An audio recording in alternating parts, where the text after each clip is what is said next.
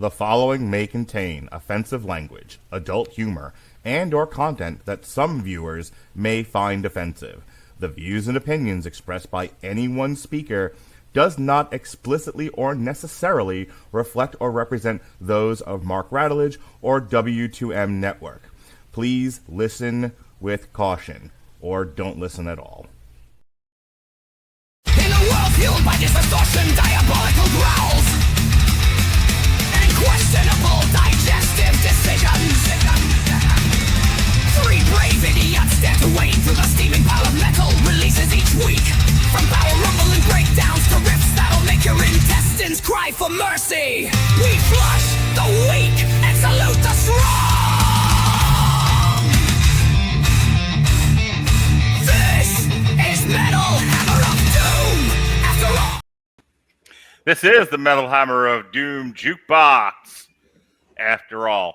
And I am your host, the mandated reporter, and frankly, I'm mortified, Mr. Mark Radulich.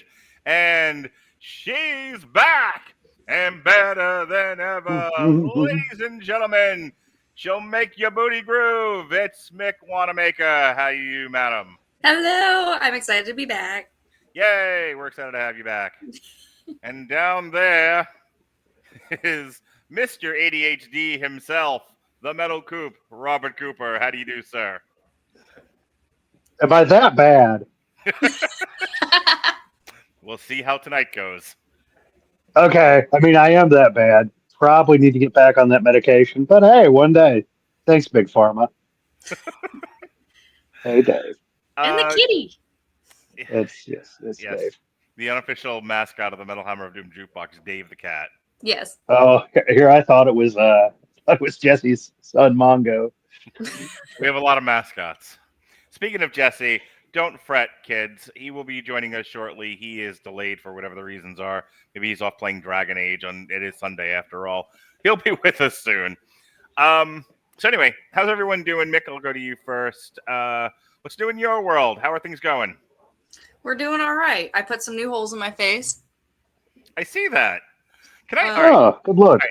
Since that's as good a place as any to start this. Oh, there he is. So, Jesse there we go. What's up, guys? Hi. How's it going? Hello. Jesse, I was about to be a really old man and ask Mik about her face piercing. So would you please join me in the old man ask the young chippy questions? Oh, I'll give it my best shot. All right. Okay, thanks. All right, so explain to me, like, I'm going to need you to be the spokesperson for the people that do this.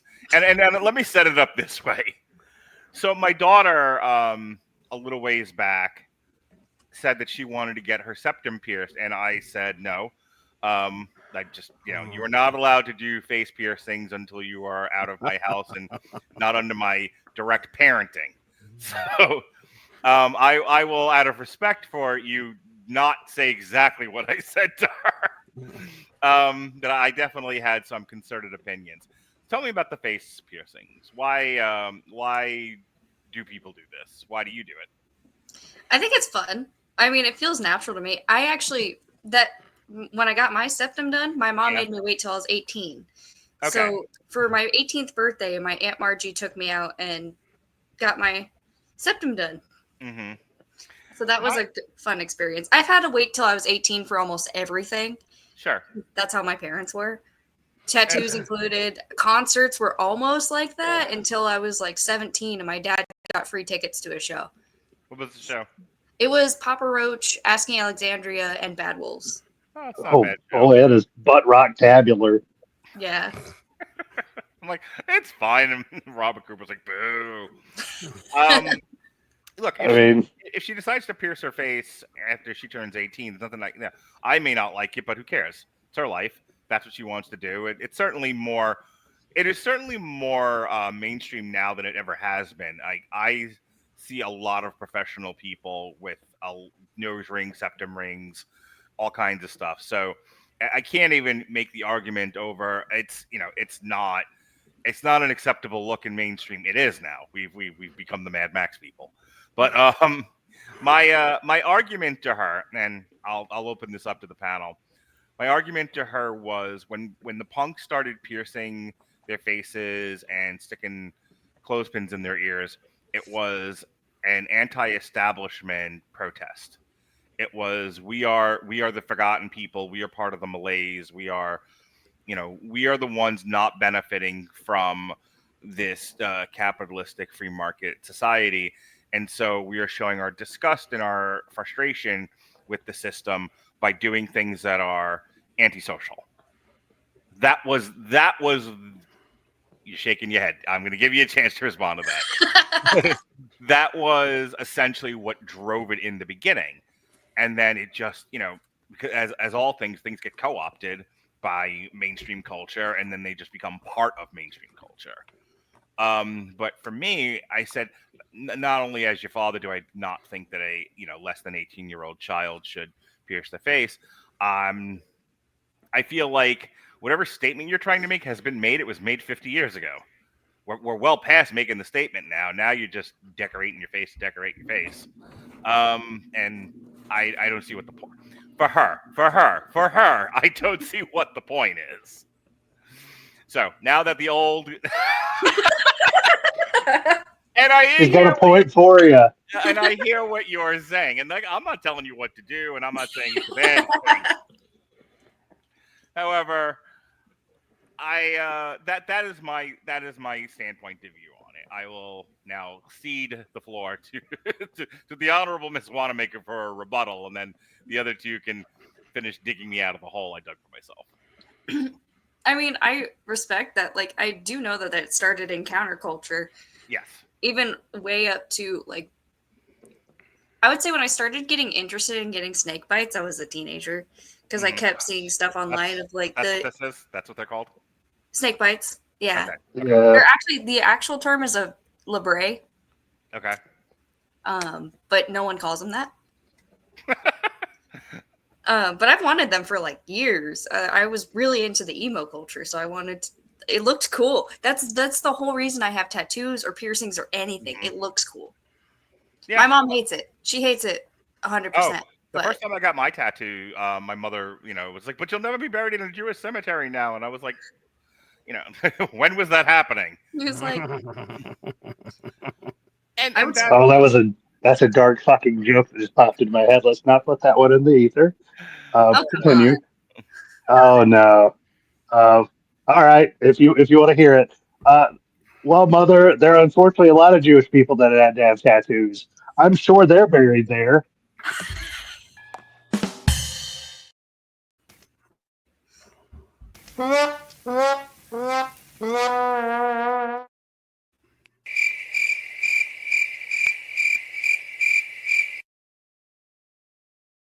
Save me, Jesse.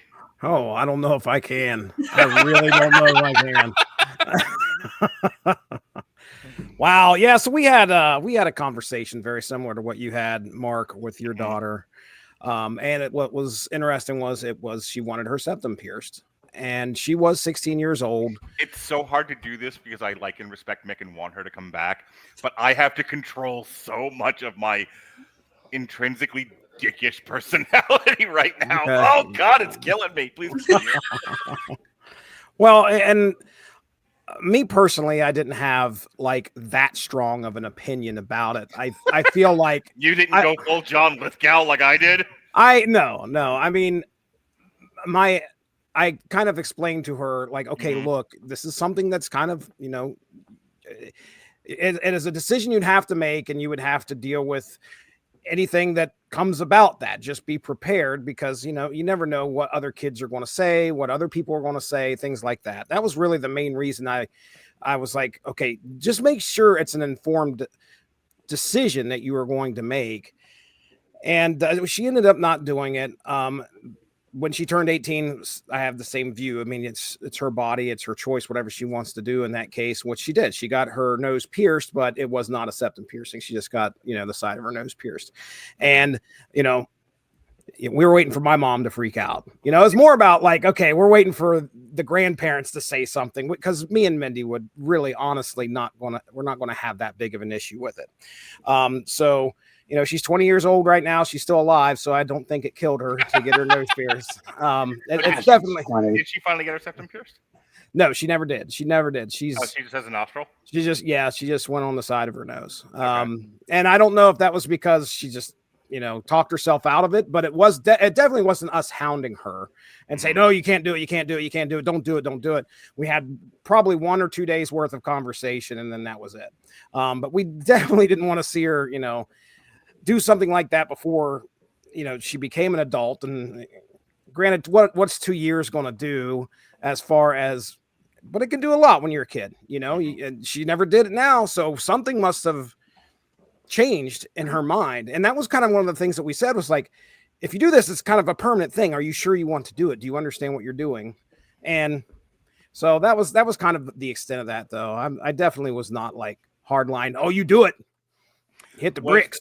I'm kicking you out. So we can take the entirety of the focus of this conversation off of Mik's personal choices, which is not fair. Well, it's going to come up later too, isn't it? I mean, like, so. Yeah.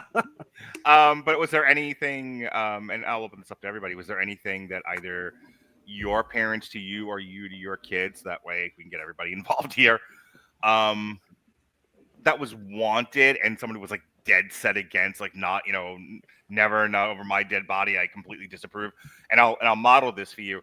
I absolutely, I say this with the full respect of Mik and her choices. I personally am against face piercings. I don't like them. This is a personal thing with me. There's nothing inherently culturally wrong with them for the sake of this conversation, but I don't particularly like it. I also don't like short hair. Yeah. These are just personal preferences. You don't like short hair? Is that what you said? No. As in, like, on yourself? Like short.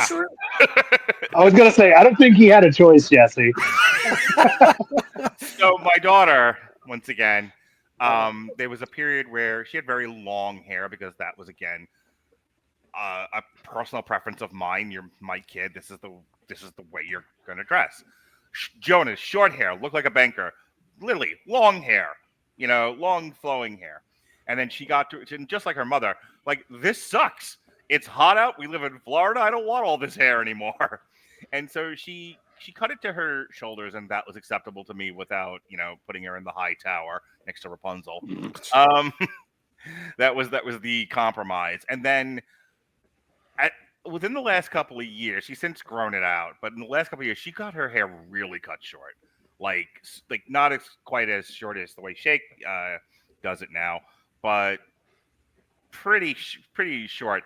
And I had to bite my fist, my arm, my tongue, and everything to not be like, this is not good. No, I am against this sort of thing. I can't be the no parent when it comes to that stuff. I gotta let my kids have some personal freedom, or they're gonna end up like me and rebel against everything. Right. So the more you say no, the more they're gonna do it. Yeah, just behind your back. The worse it's gonna be, right? So I have to make some compromises, but I definitely was very vocal about it. I was vocal about it with Melissa too. Melissa was like, "How do you want my hair?" And I'm like, "Long, down to your ass, down to your ankles. Have it flow like a train, like a wedding dress." I'm a lunatic. And she was like, "I'll have it cut to my shoulders and you'll live with that." But even one time she got it cut really short and I had to go, outside and bite the nearest tree. So now that I've talked about that, I tell you this though, like I said, I grew my hair long and my mom didn't love that, but she accepted it. Then my hair all fall out and that was the end of that. I bleached it.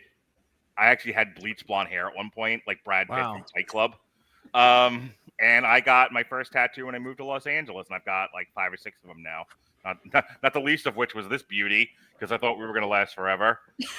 Now you got to cut your finger off. Yeah. You could join the Yakuza. They're all about cutting fingers off.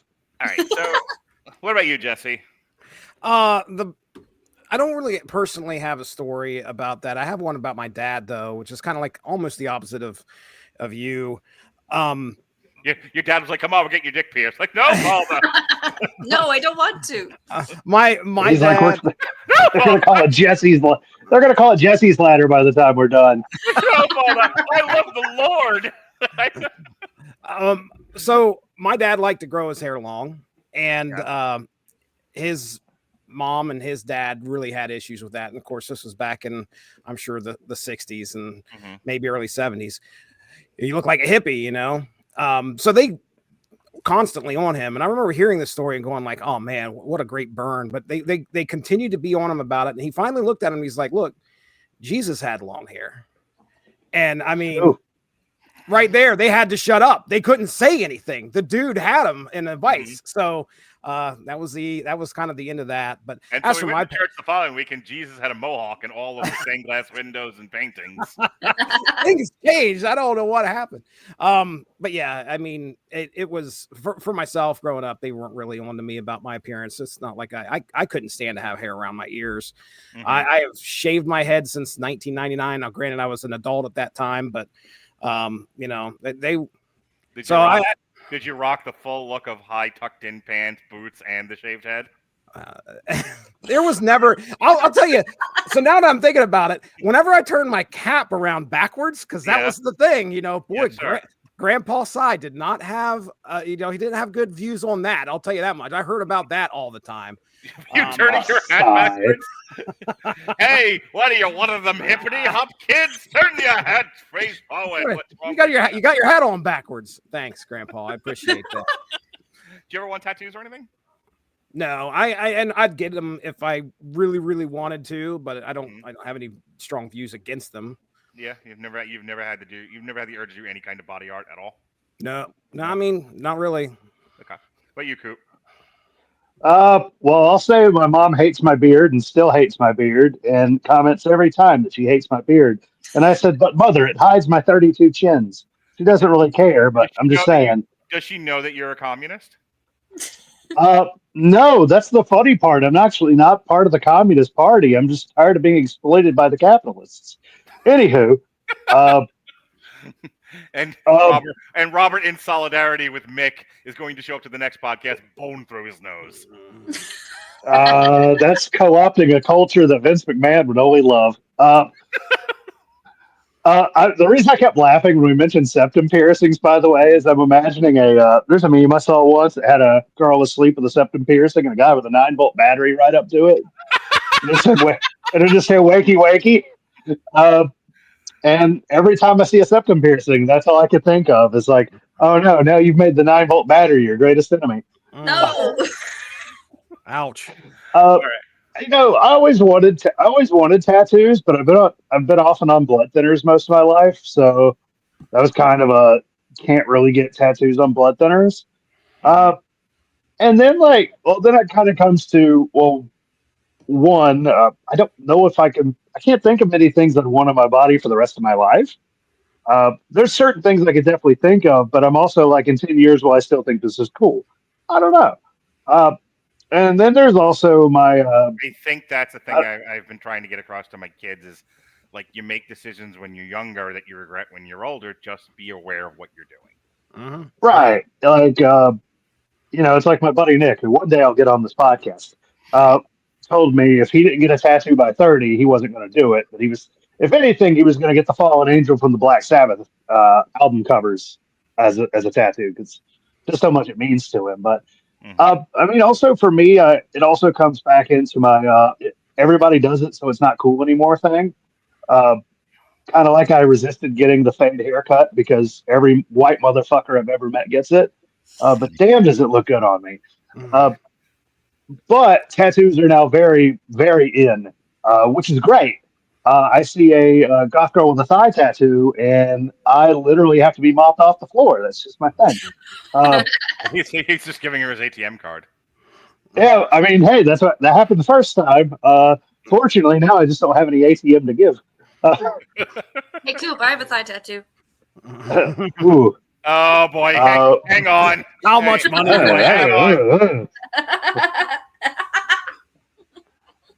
I thought that's easily extra. Like, you're gonna take her on a date. If you're gonna take Mik out on a virtual date, I'll just take Jesse and go. It'll be fine. Yeah, me and Mark on a virtual date. No, I mean it'll be a fun group date. It'll be just like me and my weird uncles. I don't want to. Well, I don't know. Weird older brothers. You're not quite uncle old. I don't want to go on any more group dates, nor do I want to be on any more threesomes I didn't want to be in the first place. Listen, Yeah. right. Yeah, This would be a weird foursome. it would be. I mean, yeah, especially because Jesse's going to be like Jesse's going to be in the bathroom being like, "You done yet?" No, Jesse's going to be judging. We have already covered this. He'll have his spreadsheet out. He's going to be. What is he going to be like? Fucking Cecil Peoples over here? Yes. Every time it goes to the ground, he gets out his Game Boy.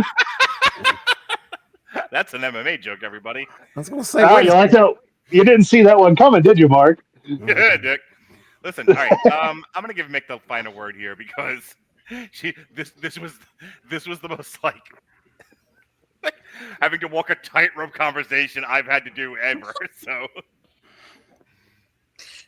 I have spent a lot of time not caring about what people think, and especially when I turned 18, I did not care if it would upset my parents. So even though my tattoos have a very loose meaning to them, I am totally down with getting stupid shit. Like, my next one is a flash tattoo that my tattoo artist made, and it's like this guy is laying on the ground. It says "Love me not," and his penis is a flower. Amazing. Oh, so it's not like the Flash. I was like, interesting. Which version of the Flash are we going for on this? Tell me more. The Savitar tattoo. I didn't know what that was. I'm gonna get any more tattoos, and I've been thinking about like where my right here is where my port is from where I had cancer. I still have it, not the cancer, the port, and I'm 5 years. It'll be next month. I'm 5 years cancer free. In June, so I always said that if I managed to make it 5 years of no cancer, I was going to get the Green Lantern symbol tattooed over my port. Ooh. Green being the color of will, and I had the will to live. I had it all planned out. That's adorable. And I've been told I should get this covered, as well, seeing as that relationship is now destroyed. Get it with a Green Lantern ring. I've thought about it. There you go. I've absolutely thought about it. But tattoos are expensive, unless someone's willing to do it for cheap. And I've just go to prison. That's an expensive alternative. So anyway, the point being, it's just not on my high priority list of things I got to spend my money on. Getting a tattoo isn't one of them. All right. With that said, unless anyone's got a fun story about what's going on in their world, we'll go to the next segment. Yeah. All right, Jesse. First video is yours. It's White Zombie, more human than human. Tell me about it, pal. Oh my goodness! I think I just saw this recently on the internet that it's turned 30 years old, and I thought to myself, "Wow, White Zombie, 30 years old." That's why you picked it, because it's the anniversary. Yep. Yeah. Can I tell you, you're like 10 for 10. Every single one of your segments has to get cut. Oh, this is it. I'm about to say this is a major label right here, so we're immediately butt fucked, right? Probably. We'll see in a moment. I want to say the last show there were 2 videos that got played that didn't even get copyrighted. They were perfectly fine. One didn't copyright, but not to the point where it needed to be cut. And then Jesse's inevitably every single time has to get cut because it gets us blocked. Yeah. So, Yep. I feel like that's Jesse's passive aggressive way of getting me back for everything. It's like I'm gonna make sure you want to do a show. Okay, here we go. Well, it's not going to make. Too bad. I'm gonna make all those dick jokes, all those jokes about my kids. Here's extra hours of work. Yeah. So you who only pawn in Game of Life. That's right. I'm gonna have to start picking some really obscure stuff, and that's gonna be tough for me to do, I think. So, let's see if I can at least go 11 for 11 here. I almost guarantee this is gonna get us nerfed tonight. Here it is. This is White Zombie, more human than the human. Yeah. Yeah. Yeah. Yeah. Yeah. Yeah. Boy, we had some fun with Rob Zombie at his expense on this show. Oh, Mik. Oh, if you could only who was fucking in the UFO. Everybody's fucking in the UFO. Mik knows that everybody is fucking in the UFO. Mik is well aware. I mean, anyone who knows me knows I'm baby. I thought you were fucking in the UFO, is what you were going to say, but Everyone that knows me knows I fucked in the UFO. Oh, have you now? Yeah. And we'll talk about that in about an hour or so. I haven't farted the same since. Oh Yeah. wow. Yeah, Yeah. yeah, This entire thing. yeah. Yeah. That's yeah. Yeah. There Ah, there it is. He did the thing. I say this isn't true Rob Zombie though. His wife's nowhere to be found. Mhm. One of those, I want to find somebody that believes in me as much as he believes in her acting. Who's he married to? Sherry Moon Zombie, Oh, okay. who is in like all his fucking movies. Wasn't she Lily Munster in his ridiculous Munster movie? Yeah. Okay. I didn't watch it because as much as I love Rob Zombie's music, I don't know. I find his directing to be just kind of all right. I watched it. I was sequestered at work during one of the hurricanes, and I watched it then. But we were supposed to do a review on it. We never did because I was living in the jail. I was living in the UFO. You could have got tattoos. I'm sure you could have hit up a guy. Just be like, hey yo. Hey, oh, am I Razor Ramon? Oh, hey yo. Hey yo. Just another one for the good guys. Like, I used to know a guy that went to prison for a couple of years, and it came out just covered in them. He was 6'10", so he had plenty of room. If I never see another face tattoo again, it'll be too soon. Well, none of them were on his face. He also had a Dale Gribble tattoo, so that's why I loved him. Fantastic. Yes, you're gonna go get a face tattoo. Yeah. Yeah. That is one of the red flags on a dating site. Is if I see a face tattoo, I'm like, I'm good, bro. I've also seen a couple girls that are about 38 that have grandchildren, and I'm like, no. My favorite thing is to be scrolling TikTok and seeing the girl, covered in like all kinds of stuff on her face. It's just like, why can't I find a good guy? And I'm gonna stop there. You stay covered in what? Did she? Oh no. I guess she's lotioning, right? That's what it was. That's what it was. So this was back when Rob Zombie looked less like Al Jorgensen. Right. Yeah.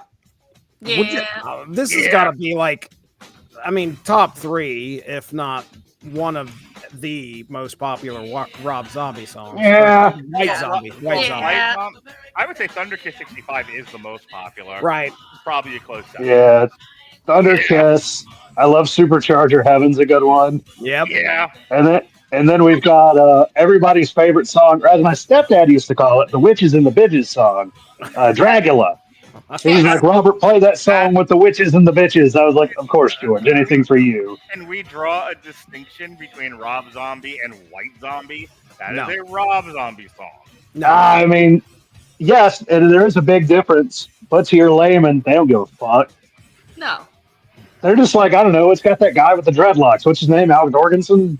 So the other thing about White Zombie and this album, like the change from Thunder Kiss 65 to this to the solo stuff, was how fast he transitioned into industrial. Because if you look back at that first album, I mean, it is just straight up traditional. Like you could almost compare it to the Butthole Surfers. Like they kind of came around the same time. They were both featured on Beavis and Butthead. So like, who was in my room last night? And Thunder Kiss 65, both kind of running neck and neck. And then when the next album came out, he started to transition to more industrial at a time when industrial was coming into the mainstream. Nine Inch Nails was popular. Ministry had dropped Psalm 69, New World Order, all of that. Yes. So it was like the world was sort of opening up to industrial, and he embraced it like right at its soaring popularity. And then when he went solo, he pretty much just stays in the kind of disco-y metal genre for the remainder of his career. Like I don't think I mean, I remember when we did the stupid titled one that goes on for half an hour, the one that's got everyone fucking UFO on it. I think Oh yeah. I think we said at the time, like the genre, the style of songs on that one's all over the fucking place. Mm-hmm. Yeah, they kind of were. I'm sorry, what'd you say? Did you say yeah? Yeah. All right. Let's get into our subject for this evening. We are going to be talking Crobot. I saw Crobot open up for Metallica in 1989 at the Nassau Coliseum. Right from down the street, my daughter just said, "All right, you old geezer." Come here, horsey. Oh, I'm sorry. Did you say something about a horse? What's There great we is go. Mik hasn't seen that before. No, is that you added that? Yes. That's fantastic. When we first went to video, I put up a whole bunch of clips to do sound effects for, and I for the longest time, forever, we've had a beating a dead horse clip. I don't know why. So That's our thing, isn't it? yeah. So the come here horsey thing has been a long time running gag on this show. So I always had to have like a beating a dead horse thing. And we went to video. I'm like, oh, now I need a beating a dead horse clip. And I thought Mongo punching out a horse fits perfectly. Perfect. That's the best. Yeah. Yeah. I mean, Jesse can't be a prouder father right now. Right.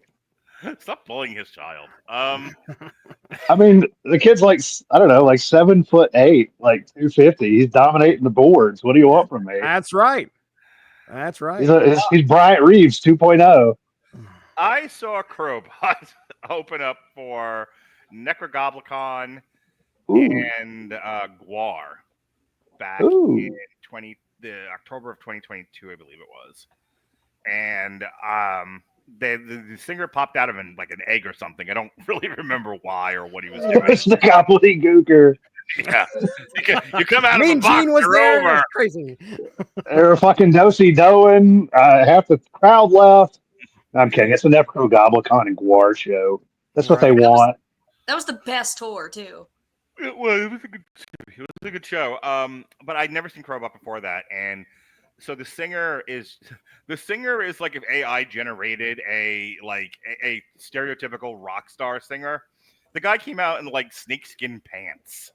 Nice. And he, meeting Daddy Radulich's prerequisites for a beautiful person, had long flowing hair, and he and he did all like the classic rock star stuff with the microphone. He's like, knocking it over and picking it up and swirling it around. At one point, he was like on a guy's shoulders.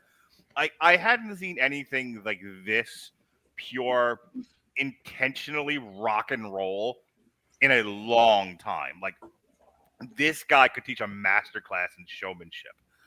Fell in love with Crobot. Not to mention, they are, kind of a dirtier, stoner rocky, mashup with like classic rock vibe.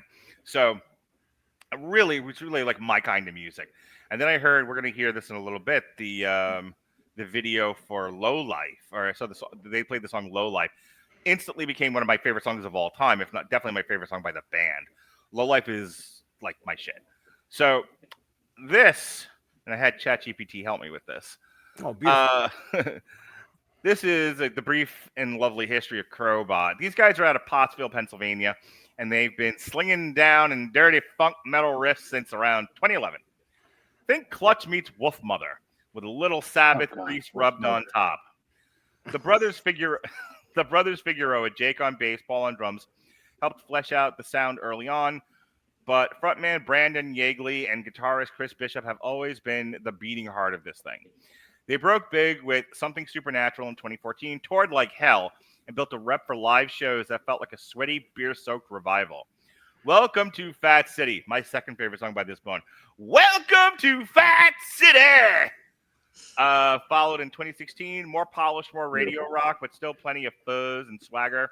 Then came Mother Brain in 2019, a darker, heavier detour produced by Machine. Fast forward past some lineup changes and pandemic weirdness, and we're here to talk about Obsidian, their 2024 release. So I sent you guys some tracks Jesse, I go to you first. You do any homework? You check out this band? Yeah. Well, didn't we cover one of their albums on here before? No. Are you certain? Okay. All right. I'm gonna double check. I will double Not check. that I can remember. I swear that we fill the air holes with words, and I will check the Spreaker. Okay. Somebody said fill holes.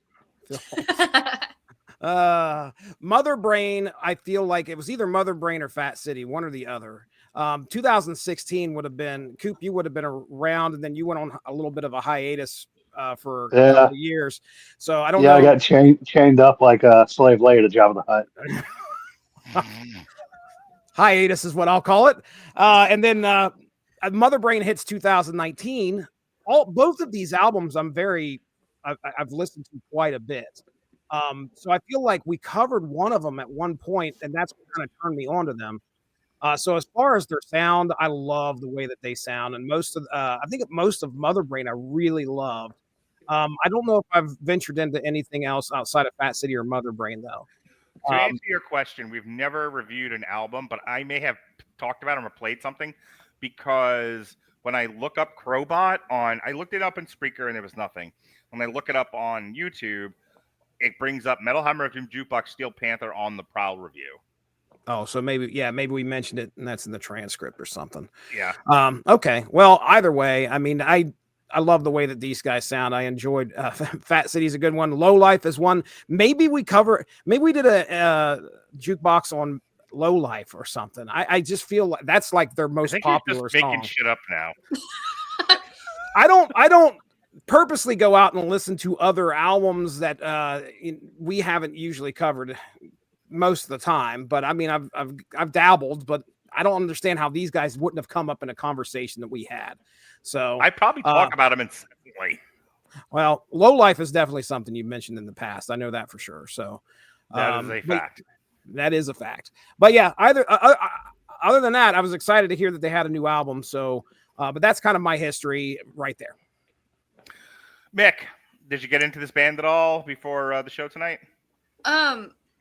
So I mainly just listened to the album, and then Low Life came on. I did like that song a lot. But you solved something in my head, because after I was listening to them and then seeing their like how they write Crobot on their logo, it seems so familiar. Like I've heard them before or seen them at a show. It was that one. It was that tour. It was Necrogoblicon Guar, and they were opening. Yes. So that was driving me nuts. Did you do the bit with the egg at the show that you saw too? I think it was the egg. I remember his pants. I remember those pants. Right? How could you forget? You can't forget those snakeskin pants. No, it was like he exuded that like. Which left nothing to the imagination, huh? No. He exuded that sex rock. Had scarves on the microphone. Like it was. Yeah, that's it was. See, you know what I'm talking about. Yeah, I know exactly what you're talking about. Okay. Cooper. I just thought it was Crobot for a second, and I was kind of confused because I know Dave Grohl's been having a rough year or so. So it's like, maybe he brought Crobot back because they ain't making any money with the Foo Fighters right now. So Crobot. Anyway. So here's where they are on the charts. Nowhere to Hide. From 2014 was the U.S. Air 49, U.S. Main 16. Legend of the Spaceborne Killer did not go on the U.S. Air, but it was the U.S. Main chart at 32. Not for Sale. It's listed here, but weirdly, these are because these are just singles. Not for Sale did not chart at all. Low Life charted 36 in the U.S. Air, and then U.S. Main it charted at 10, which is pretty cool. I think it's like the best of anything that it's done. Gasoline, which is on this Obsidian album, that charted at 24. Gasoline's on a different album. Is it? Okay. Yeah. Set You Free charted at 22. Golden, that's on this album, 49 and 16. And have you guys heard? And I almost want to like throw the format out the window momentarily just for you to hear this. Have you heard their cover of Janet Jackson's Black Cat? No. Oh my God! I never heard the original. yes. It was a big deal when it came out when Janet Jackson sang it. But he Was does that like a cover. was that like 87 or something? Yes. Oh my Back God. in ancient times when Yeah, back before fire was formed and the stones were square. dinosaurs were walking. Jesse, The ground was soft. Jesse, rescue me. Rescue me, We're- Jesse. I'm just younger, just a tad bit younger than you. I don't think I'm feeling this heat right now. It's pretty bad. So Well, yes, it's anywho, called tectonic reformation. That's what you're feeling. they do a great rock and roll cover of Janet Jackson's Black Cat. Highly recommend it. That I'd never heard it before they played it live for the first time. Like I said, I've seen them.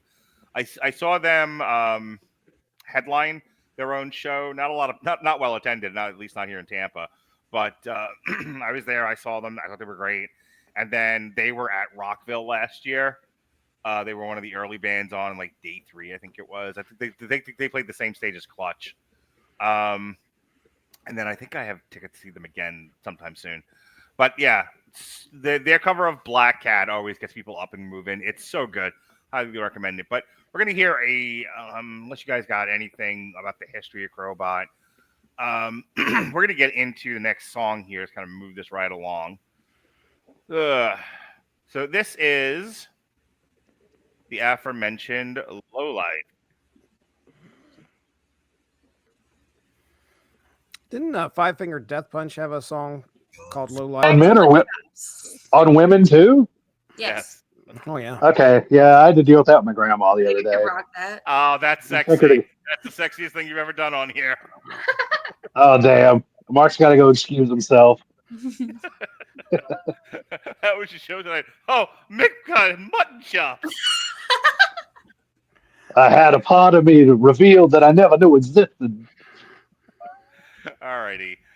So Obsidian dropped on September 15th, 2024, this is last year, via Mascot Records, the same label they were on for Feel This Mutton Chop. Production this time came from Corey Lowry of Seether. Can't fight the Seether. Not that Seether. Not that And either. And you can feel it. No, It's meatier, more metallic, and just a little less playful than Feel This. There's still funk in the foundation, but the tone here is darker, sharper, like they dip their riffs in lava instead of bong water. Oh goodness. As for how it did, Obsidian debuted at number 14 on the Billboard Hard Rock Albums chart, which is solid for a band that lives in the crossroads between genres. The singles Golden and Obsidian and Happiness got modest traction on rock radio and in the streaming charts, but the album got more love from fans and critics than from algorithms. The reviews were strong across the board. Critics praised the sheer weight of the riffs, Yeagley's vocals, gymnastics, and the band's ability to evolve without losing their identity. Metal Injection called it their most dynamic and focused record to date, while Loudwire said it was a bold step in the shadows without losing sight of the funk rock fire they're known for. What sets Obsidian apart, especially compared to something like Welcome to Fat City, is the songwriting. Back then it was about groove and attitude. Now it's about mood and texture. Songs like Obsidian and The Watcher feel almost cinematic, layering in doom tones, spacey effects, and proggier pacing. Even the more upbeat stuff like Lions carries a weight, like it's fun but with fangs. Bottom line, Welcome to Fat City strutted, Obsidian stalks. And Jesse, did you see Neil Fallon's on this record? I did, as a matter of fact, on the Flood, and don't get your hopes up. He was not singing, he was preaching. He's narrating a little bit, and that's about it. I mean, isn't that what Neil Fallon does? That He does is what do Neil some preaching. Fallon does. That's He, right. he doesn't sing; he preaches. What'd you think of Obsidian, Jesse? I enjoyed it. I've listened to the album probably about 3 or 4 times. I've got some. I'll tell you, my top 3 are going to be, as just looking at the track list here. I loved "Come Down." Also, "Disappear." That's a good one. And I'd love to say "The Flood" was up there, but unfortunately, not enough Neil. I'll probably go with "Nothing." It's a quite moody album. Yeah, I mean, it's okay. It definitely.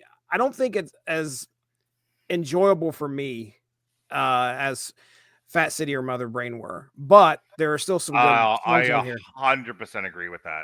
Yeah, Mother Brain Mother Brain is what I listen to Crobot for. Welcome to Fat City is what I listen to Crobot for.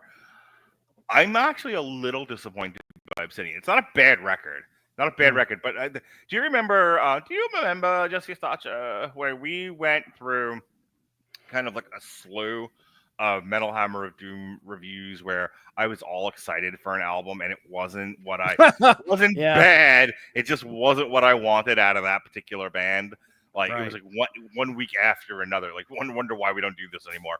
It was every fucking week. It was the same thing. This fits right in there with it. Like I really wanted. Like I was at a show in January with my girlfriend. I think it was the Non-Point show, and I was just happened to be. I was trying to show her something on Spotify, and I noticed that Crobot had a new album that had come out in 2024, and I'm like, "Hey, I have a music podcast. We should talk about it. I should introduce the world to Crobot." And I was all excited to do this show. I was all excited to listen to the album because I wanted to share like that experience of hearing this band, hearing exactly the kind of sound that speaks to me, that speaks to my heart, and sharing it with my friends. And this isn't that album, which is why like I was throwing in the chat all these other songs. I'm like, no, listen to these songs. These are the ones you should listen to. Because once again, we do a review of a band, we do a review of an album, and it's not as good as the thing that made me fall in love with them in the first place. Yeah. So, what did you think of the album, Mick? I loved it. Like I said, I haven't really listened to Crobot before, except for the show. But I guess I was really there to see Guar, so I was not paying attention to anybody else. On my top 2 favorite songs in that album, let's see, what's that one called? Was The Flood, because I love a good intro. Okay. We were just talking about that. Like it annoyed Jesse because there's not enough Neil Fallon singing in it. I liked it.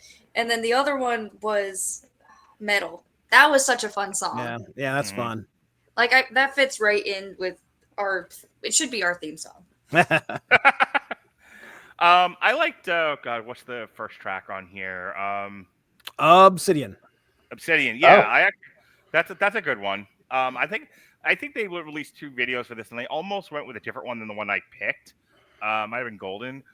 And I was like, no, I want to pick like a good visual thing, and and be less concerned about the song. But I would say, again, divorced from my preconceptions about the band, Obsidian's good. I'm with Mick. I'm agreeing with her because she's pretty. No, shit, I said this quiet part out loud. No. So that's my problem. No, if I hadn't heard the previous stuff before, I would have thought this was fine. I don't know if I would have been motivated to talk about it, but I would have liked it just fine. Having heard the previous Crobot albums, I was a little disappointed. What did you think, Coop? Well, this is first opportunity I've had to listen to them, just because I didn't really know they existed beforehand. I really did enjoy the opening track. I was like, all right, I'm really digging this. And then I kind of felt like it. Some of the middle songs were just a little kind of there. Kind of how we used to have the problem on the podcast of stuff being samey, not allowed to talk about. Didn't really stand out there towards the center. I liked the song Metal, thought that was cool. But I thought it was fine. It didn't really blow me away. I was hoping it would. Going from the first track, I thought everything would be a little stoner, sludgy doom of sorts. Yeah. And then hearing the song you played was from the previous album, right? Yes. Yeah. Now I can understand why it wasn't like that. Just because I heard the first track, and I'm like, oh, this is what they sound like. Hearing the previous stuff, it's not quite what they usually sound like. So I feel like they're maybe kind of doing a little genre blend, but I thought it was decent. It makes me really want to go listen to their older stuff though, because that definitely it seems fun, and I like fun. Their older stuff is more distinctive than this album is. This album feels like, well, folks, we did what made us happy, and it got us nowhere. It got us opening for Guar, and that's about it. So maybe let's try something a little bit more crowd pleasing, because I'll tell you, if I was an A&R guy, I'd be like, oh my God, this is a band that we can put with other bands. This is a band that we can get on a bunch of different tours, that are more, mom rock. Like they haven't quite crossed over into that Nickelback, wine rock genre. But you could have these guys open up for those bands. Like you could have these guys open up for like a Nickelback or something, and and no one would be too offended. They reminded me a lot of Alice in Chains. Which era, Alice in Chains? The grunge era. Yeah. Thank you, Jesse. The one where they did Rooster. That's all of it. That's like all of it, right? Hang on. In the girls' defense, they had a very distinct change after Wood. After Dirt. Like first of all, Dirt. Yeah. Dirt is their best album ever. But like I said, everything like Jar of Flies and then the one with the three-legged dog, like those are a huge departure from the height at which they achieved with Dirt. And then you have their modern stuff. I actually like their modern stuff with the different singer.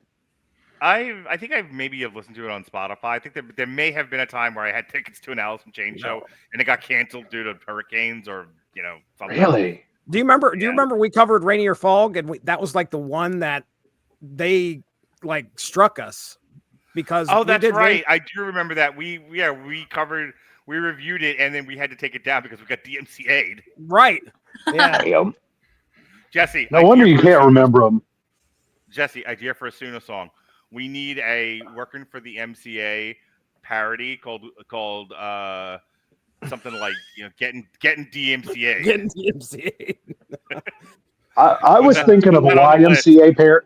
I was thinking of a Village People riff, the DMCA. Getting struck with the DMCA. Like you could make a whole fucking thing. I'll fucking do it right now. Once we get off this podcast, I'll write it. Jesse will fucking make a AI song like that time you shit yourself. Yeah. Oh, podcast. We've taken you off the air. Oh, podcast. You've been community blocked. Oh, podcast. You're copyright stricken. You are off of YouTube. Oh, podcast. You've gotten D. You've been struck with DMCA. You've been struck with DMCA. How do you make a D? D? Sure. I don't really make the D myself. You get the D. Me? Oh my god. Anyway, any other thoughts on Obsidian before I play the video and get us out of this? I mean, I like the Night Flight Orchestra more. Hey Jesse, what does the angry metal guy think of all this? I looked. He doesn't have much of a commentary on this one. He wrote something for Mother Brain, but he did not write anything for Obsidian. I'm glad you came prepared. I mean that. I'm glad that we've been doing this long enough now that you'll like. I know he's going to ask it. Yes, I know he's going to ask it. All right. So to close out this tortured bit, we are going to look at a video from the album Obsidian. This is Nothing. Nothing.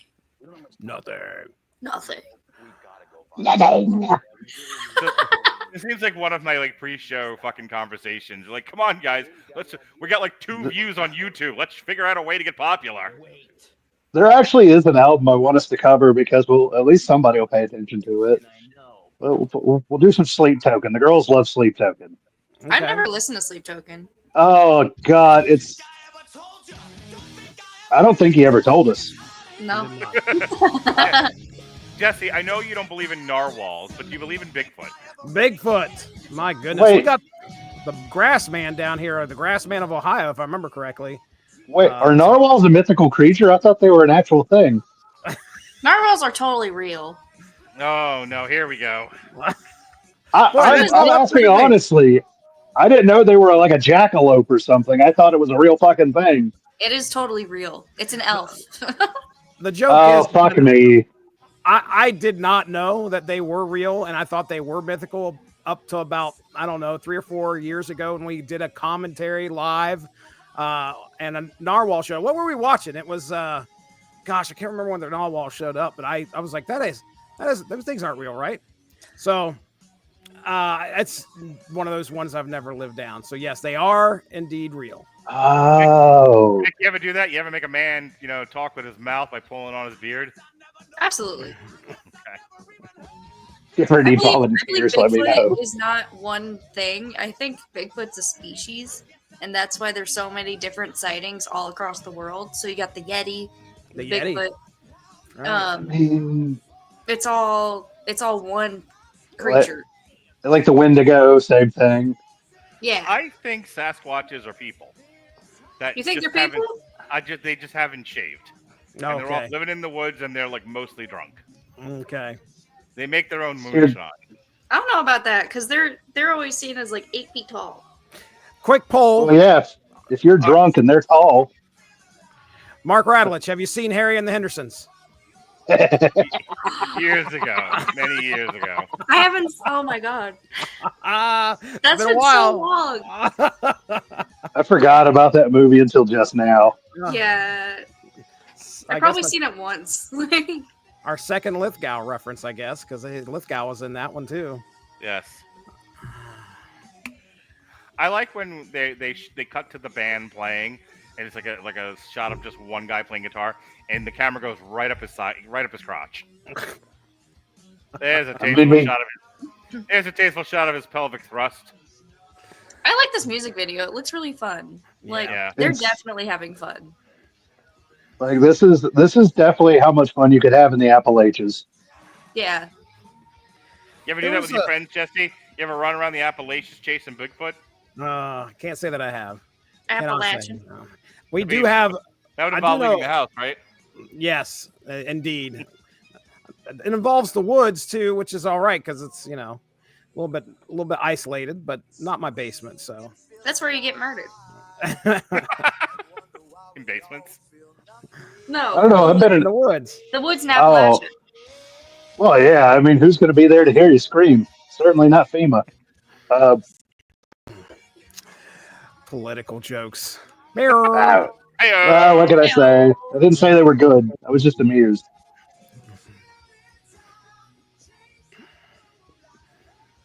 Well, is Bigfoot going to win this battle, or what is he doing? He's just hanging out with them and singing, and they're having a good time. That's what it looks like. I was trying to see what they he were was- swinging around. He was trying to return their guitar pick. I think he just wants to be friends, and they're terrified of him. So now they're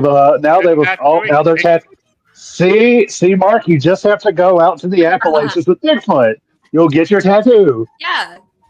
Super. I think the low hanging fruit there was even Bigfoot gets a tattoo. Mark, you jerk. Oh no, I wasn't gonna. I'm just trying to give you ideas on how to do it.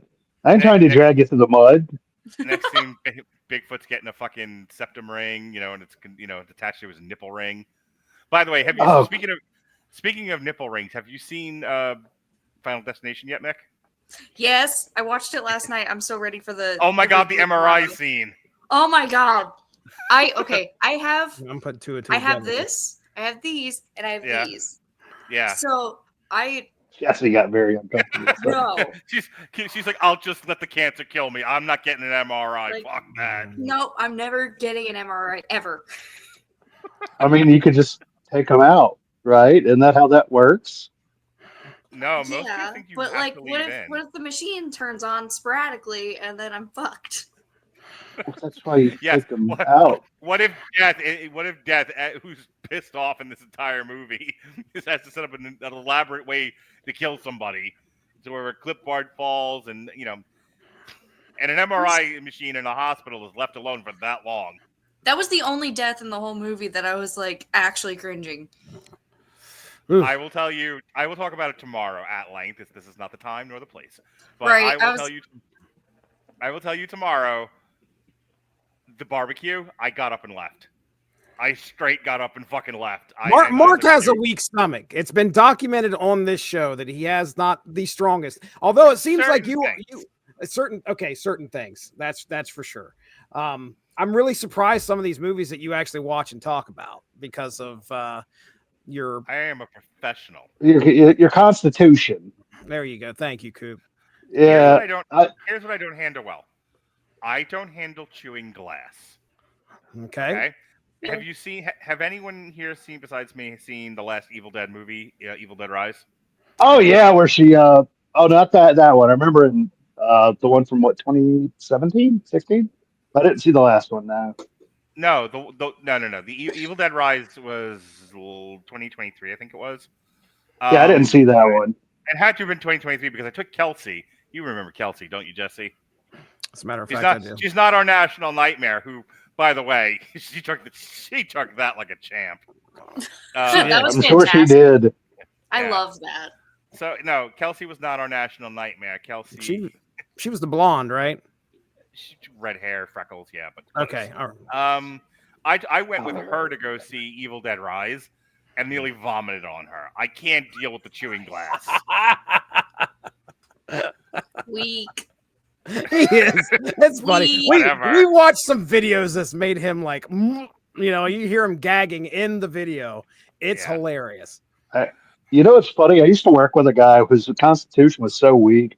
I would mention cooking salmon in a dishwasher because you can do that. Just the mere mention of dishwasher salmon, and he'd immediately be almost throwing up. It's great. Well, you're not using soap in that instance, are you? No, you're just using the steam and the heat to pretty much steam the salmon. You're like, I mean, I don't know. What is the point of cooking salmon in a dishwasher? Yeah. I don't know. I guess you don't have to really, as long as you seal it tight, you can just run it with everything else. I don't fucking know. There's a recipe for it on Food Network, so it's legit. I know it's a thing. I just don't understand why. It's a way of steaming food. That's it. You could put it in a rice cooker. You could do a lot. But what if you? Yeah, but like it's just funnier when I go, "Hey, Rip, what dishwasher salmon?" I'm like, "You have 3 children. How are you this fucking weak, brother?" Right. There are certain things, and Jesse, I think, can back me up on this. There are certain things with kids because they're your kids, you'll handle it. But if you see it on another kid, it's gross as fuck. You just want to beat. Yeah, that's like, hell, you're great. That's like, true. Oh my god, have you seen the way toddlers eat? Like when it's your kid, it's one thing, but when you look at somebody else's toddler eating like Cheerios or something, oh my, you just want to smack the kid across the face. Like, for God's sakes. Kids are so gross. I don't do it. I mean, kids are gross. We've had 5 kids. We've had 5 kids between us, and my official vote. I don't recommend it. No, not interested. I'm good. No, I got to be stepdad of the year once. I don't recommend it. All right. Speaking of stepdad of the year, today in metal, since we have an extra segment today, and I needed something really quick, and I thought this would be fun. We remember the passing of Chris Cornell on May 18th, 2017. One of the most powerful voices in rock history, frontman of Soundgarden and Audioslave, and a cornerstone of the grunge and alt metal scenes. Let me tell you how his cover of his Sinead, I think it's Sinead O'Connor. It was Prince. Nothing Compares to You. Oh, my God. Huh? Oh, that was Sinead O'Connor. That was Sinead. I think Prince wrote it, but yeah, Sinead O'Connor performed it. Give me 1 second. I need to pull up the solo album. But yeah, he does a couple of covers on his solo covers album that are just fucking heartbreaking. Have you heard them? Mik, you were making a face there. Do you know what I'm talking about? I haven't heard those. My favorite Christmas song is when he covered Ave Maria. Oh, okay. I never heard that one. It's surprisingly really well done. His voice is still the grungy, raspiness of it, but it just fits. I don't know. There's something about his voice that's so powerful you can't beat that. Right. I do love me some Chris Cornell. Fucking love Soundgarden, by the way. Soundgarden's awesome. His cover of Billie Jean's really, really good. I must be thinking of Nothing Compares to You because every time I hear it, I almost want to burst into tears. It's a rough. It's not quite Johnny Cash singing "Hurt," but it's yeah. I wouldn't listen to that when you're having the blues. Yeah. I actually haven't listened to that song all the way through. I could use a cry.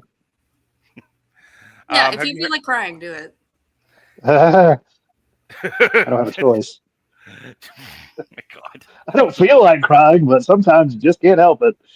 This is becoming a depressing podcast. Give me a D, give me an E, give me a P. What do you say? Spell depression. Anywho, Jesse, save us from depression. Oh my goodness! Save us Oh, from this Robert is not wanting to be, save us from Robert wanting to be DP'd. Jesse, how much Chris Cornell have you listened to? Wow. That's the confusion.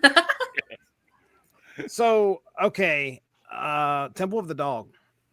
That you're going how far back? Way back. 1991. Man, some of the stuff that came out of that album just floored me, and I loved it. Hunger Strike was. Is there a better song than Hunger Strike? There isn't. Off of the album? Forever. Oh, ever. I was going to say there's some good ones on the album, but Hunger Strike definitely sticks out there. But I don't mind stealing bread from the mouths of decadence. It's good stuff. It's good stuff. He showed up in other things. Audio Slave? Like, Yeah. I don't. If he did something with Rob Zombie, we need to hear it right now. Full circle. I was going to say the Audio Slave was a great band also that came out of after. So Spoon Man, I mean Spoon Man. Oh, together with your hands, say Spoon Man. What a great This is the worst fucking karaoke I've ever been to. Drunken podcast karaoke. Spoon Man. Oh man. Come together with your hands. I honestly like a lot of the times. So my dad had a really big CD collection. And so when I was trying to look for music, I would just pick one and listen to it. So the Soundgarden album I listened to a lot. I had to get the actual name of it because I remember what it looked like. I don't remember what it was called, but it was Bad Motorfinger. Mm-hmm. Oh, that's a good one. That's what the first one, I think. I think it is.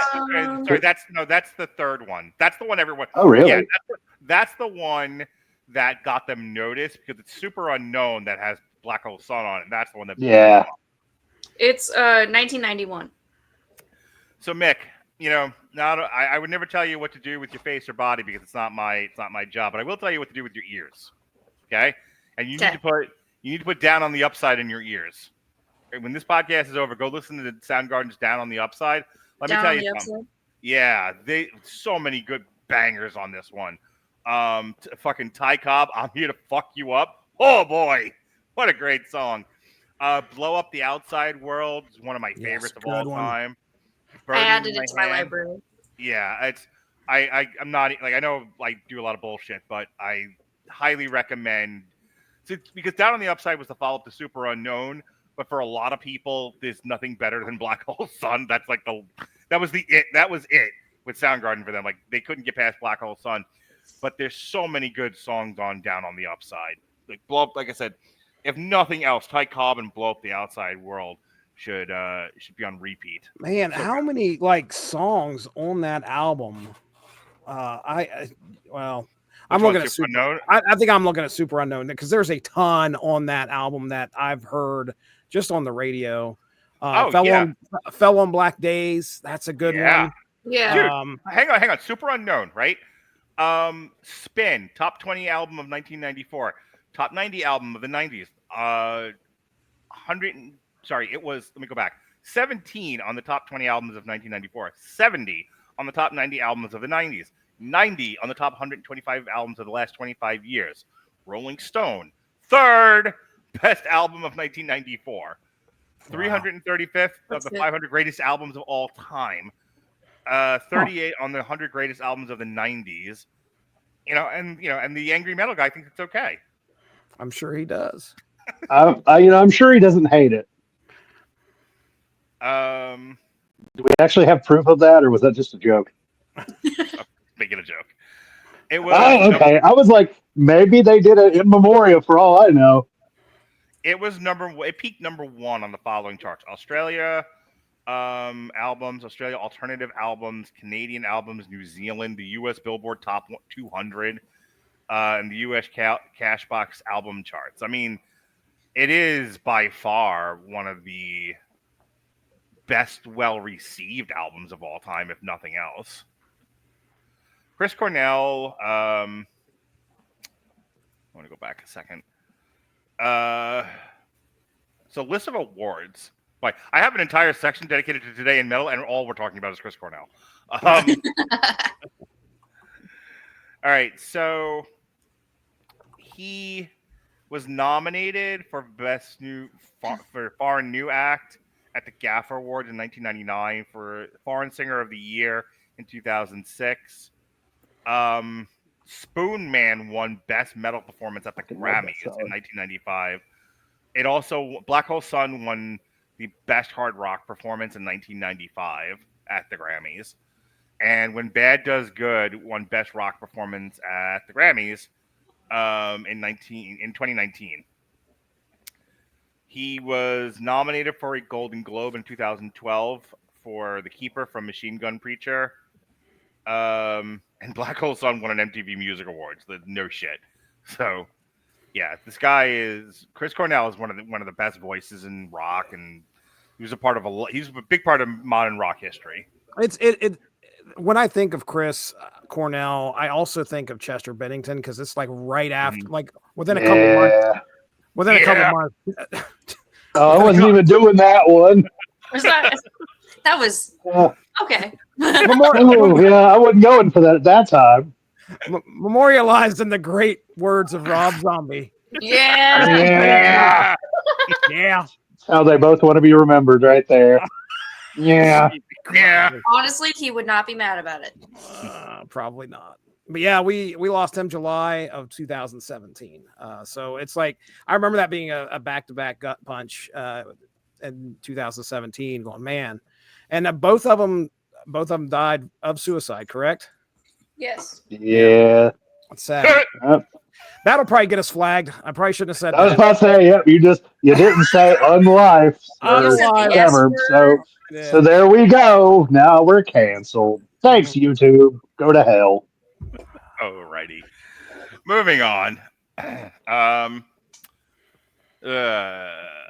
Also on this day, Peter Criss officially left Kiss in 1980, marking the end of the band's original lineup.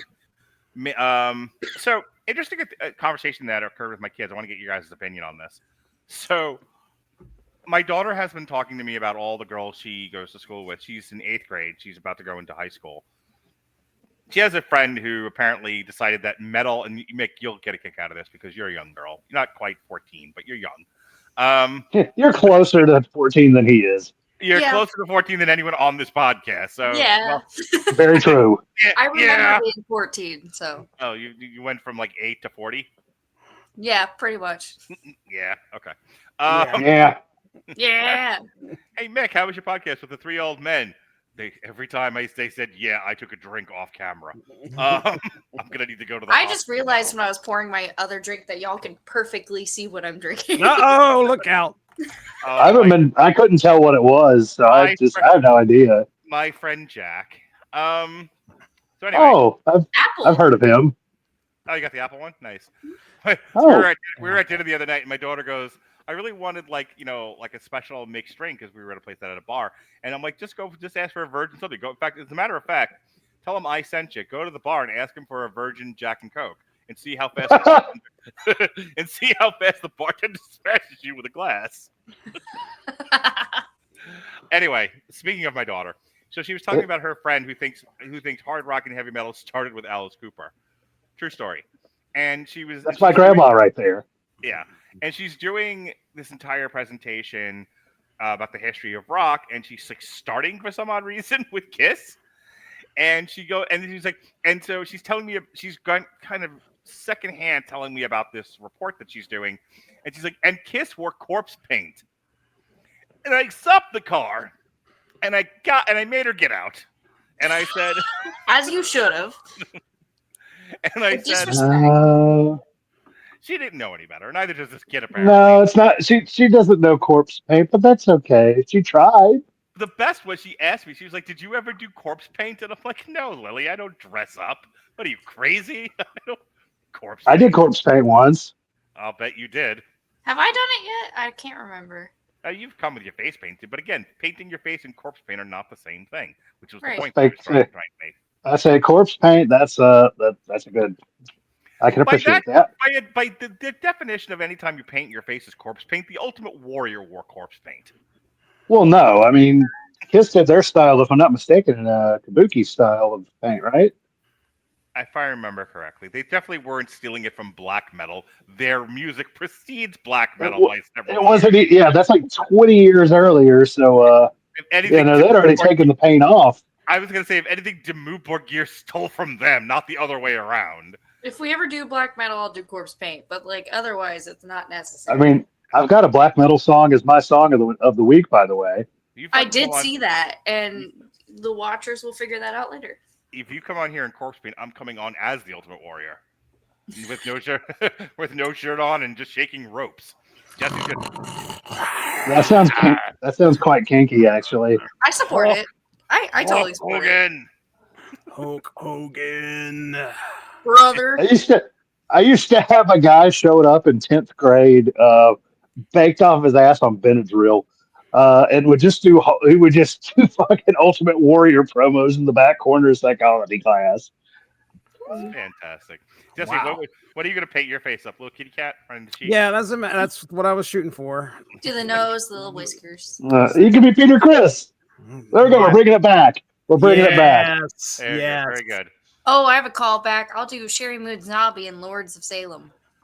There we go. All right. Anywho, we actually did Pat Mullen. So Pat Mullen's great. I love it when he pitches me shows. His idea. Do you remember this, Jesse? Do you remember Jesse Starcher? Welcome to Old Men Remember Their Podcasts. Do you remember Usually not. Do you remember our end of the year special where Pat came on and we talked about the non-makeup era Kiss?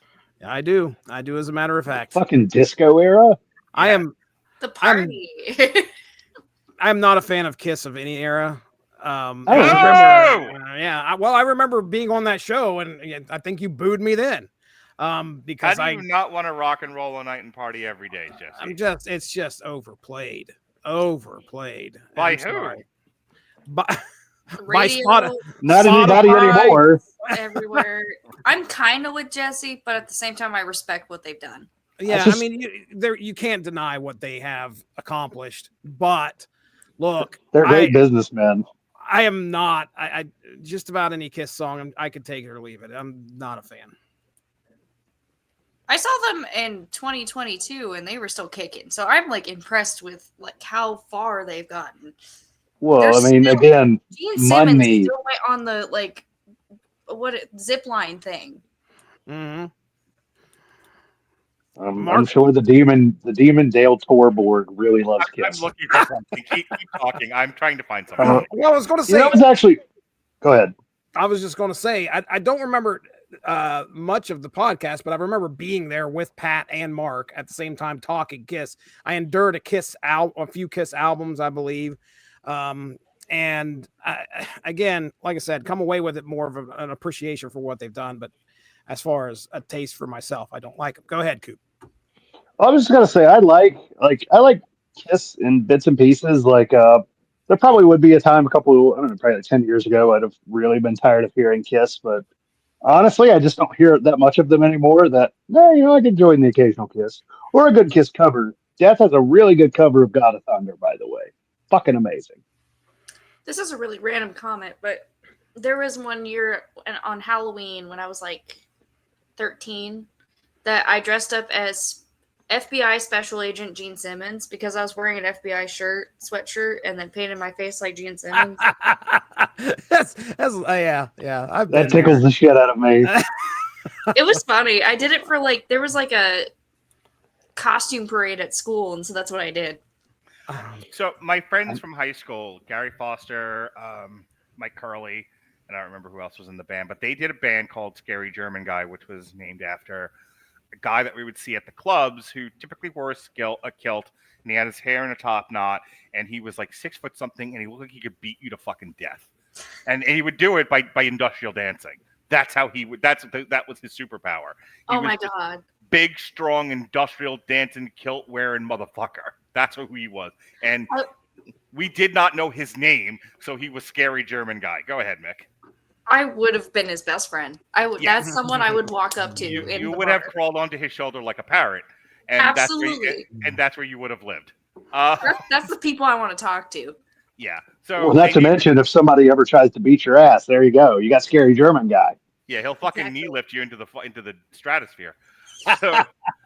So when Gary and Curly formed a band, they called it Scary German Guy, and they got on a couple of different covers compilation albums. This was one of them.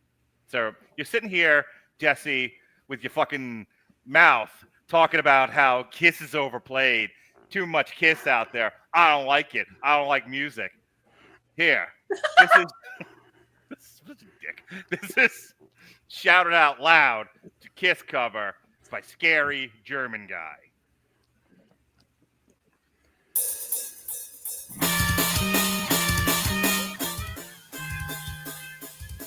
I love that album artwork. Right? This sounds like it was recorded in a trash can. I love this. Look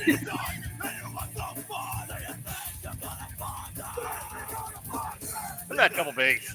Go, Gary, go. Man, that is... I enjoy their independent spirit. I love it. 1999. Legitimately, can you turn it up a tad? Yeah.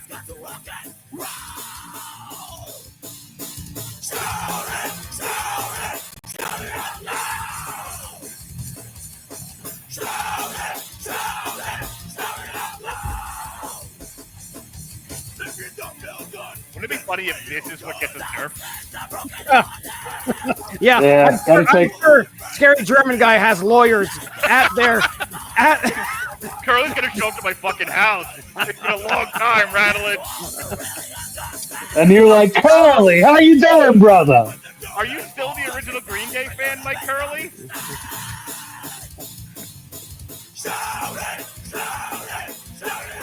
We're gonna get hit by Kiss, aren't we? That would be the worst. That's the worst lawyer. Gene Simmons is coming in to fuck us up. Personally, with his boot. With his boobs. His boots. Oh, it's close.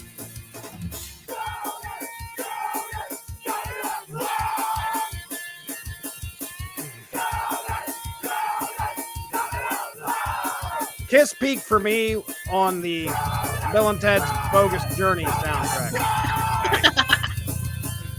Ridiculous. Here we go, here we go, here we go! Wait yet. It's coming. Here we go! They are shouting, and it's quite loud.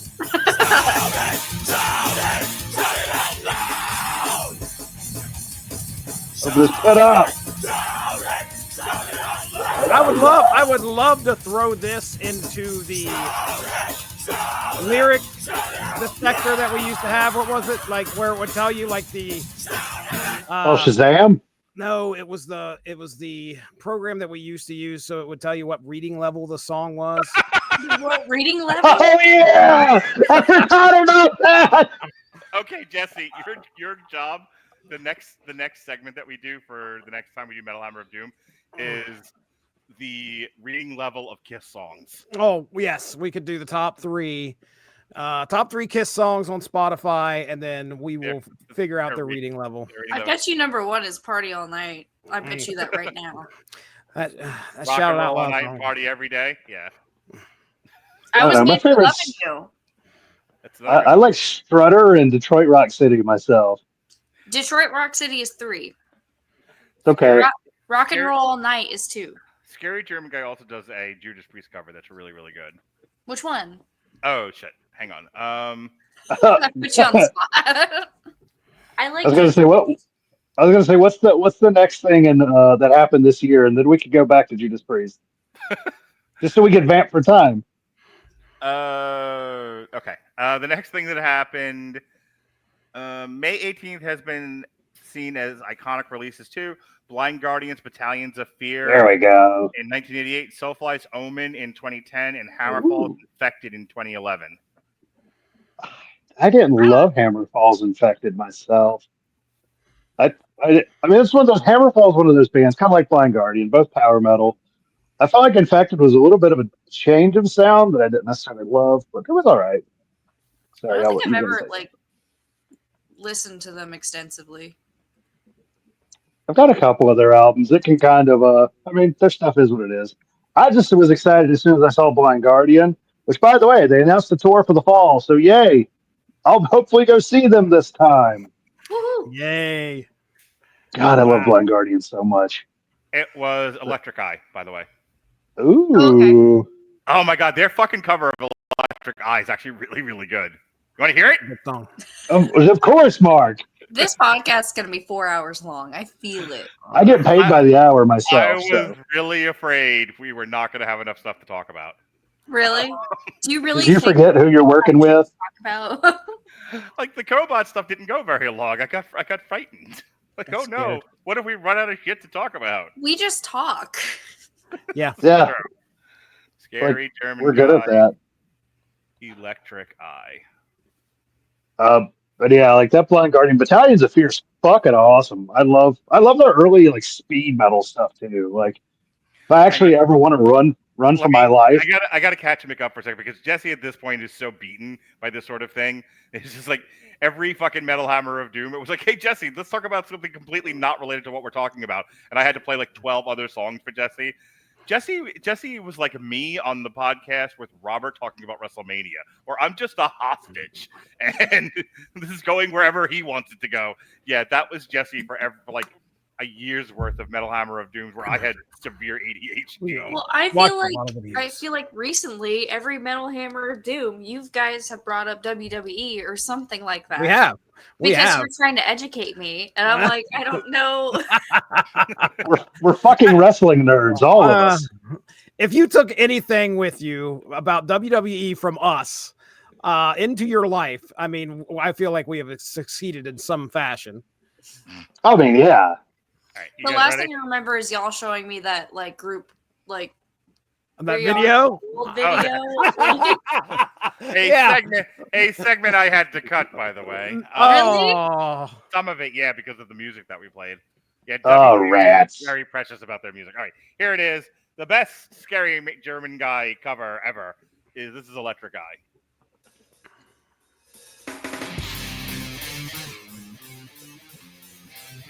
Yeah. Yeah.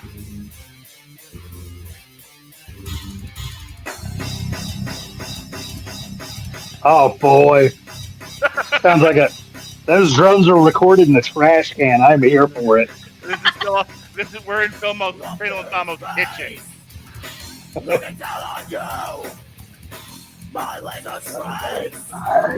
Yeah, I can do those vocals all day. I love that. See, I can do the scream. I can't do the yell. Like, no, it doesn't work that way.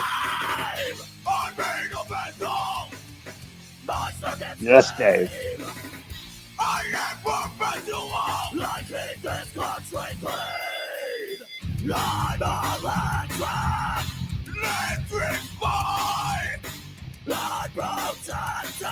So much Did I cat tell you butt. about how I did a Judas Priest song for karaoke once? Really? I did Painkiller. What the? You hit the notes? Did you do it like a Japanese girl and say Painkiller? Painkiller. He is. It did not work. I was not proud of it. I could. Next time you do karaoke to Painkiller, make sure you're wearing like a baby doll dress and do it as a Japanese girl, like a K-pop Like singer. baby metal?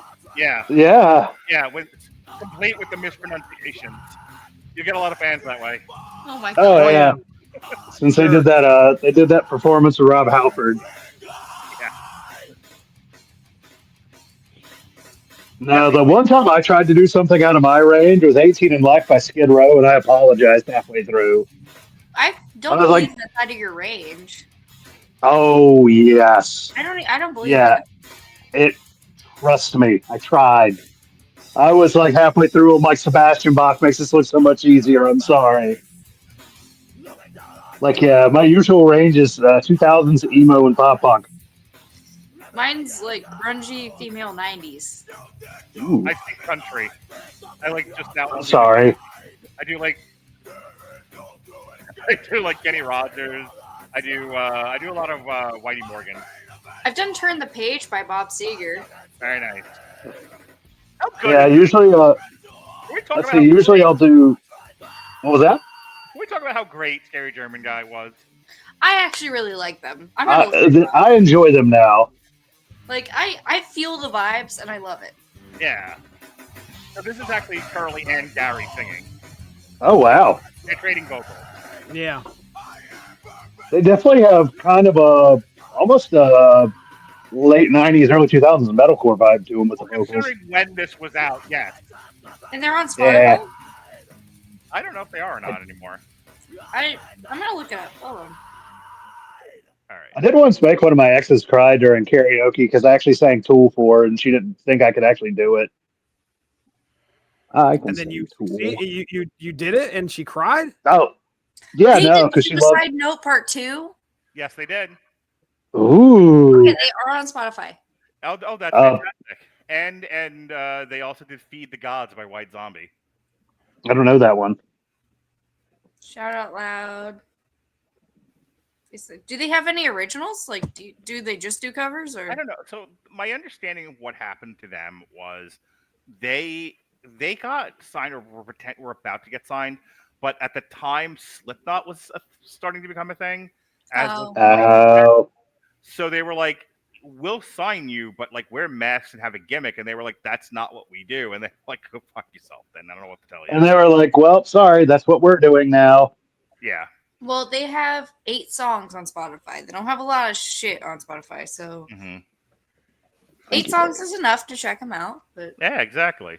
Do an entire Metal Hammer of Doom jukebox with a Scary German Guy. honestly, we could. Their entire discography. Jesse, what'd you think of Scary German Guy? Fantastic. Fantastic. All right. To finish off this now tortured bit, as of and happening today, May 18, 2025, the annual Rock for Ronnie Adams benefit concert Of the Screaming Boy podcast? Of the Screaming Boy podcast. His birthday is actually tomorrow. No, this is honoring Ronnie James. Happy early birthday. And Raising raising money for cancer. Of the Screaming Boy podcast? Yes, that Ronnie. Yeah. Yeah. Yeah. Well, this is devolved. Speaking of devolved, why don't you tell us about this video I'm about to play? Immortal, Call of the Winter Moon. This is the fucking goofiest shit. This is one of the videos I've been holding back because it's fucking goofy ass white boys in corpse paint lost in the forest. This is the video you show someone where you're like, "What's black metal?" And you go, "Bunch of nerds in the forest." Yeah, this is one of those. If you're afraid they're gonna be intimidated by how serious some of the bands are, show them these fuckers. All right, well here it is. This is Immortal, Call of the Winter Moon. Recorded in a trash can. This is my favorite fucking video. I Recorded love this music video. Recorded at Scary German Guy Studio. Exactly. Them fucking LARPing in the forest. They really are. Fucking, Also, casting magic fucking missile. Oh, do it again! That's my Voldemort, by the way. Hadouken. Hadouken! I feel like we've lost Jesse. No, I'm sitting here watching this. I swear we've seen something like this before. Wait, Jesse, Like, have you not seen this video? Coop has shared one. It is not this video though, but I swear you showed us something where Every I remember metal video he shows is nerds running around the woods. Oh, the one you're thinking of is the Black Satans, the one where they're running around the fucking snow-covered forest. Yes, that's it. That's it. Wait, no. The funny thing. Go ahead. Go ahead. Go ahead. I was just gonna say, you're lucky I didn't play the other one where the guy's in a thong, just waving his nutsack back and forth on the beach in corpse paint. I was gonna say this video has gotten so popular because it's like it is that like you think black metal is scary? No. I love how these guys are like. They're LARPing. I love it. It's fantastic. Come They're around the fire corner and breathing. you're like, I love Immortal. They are very well. Now their stuff is a lot more serious, of course, because Abath is doing his own thing and lawsuit, something. But I do love this version of Immortal where they're just goofy assholes. They really are. Because Abath usually, when he's on stage, he will do a crab walk. He does his own crab walk down the stage. It is amazing. I've seen a video of that. This makes me ashamed for white people. Hey, you say white people don't have any culture. This is our culture. This is white people culture, damn it. You know, being lost in the woods. The term black fatigue gets thrown around a lot these days. I have black metal fatigue.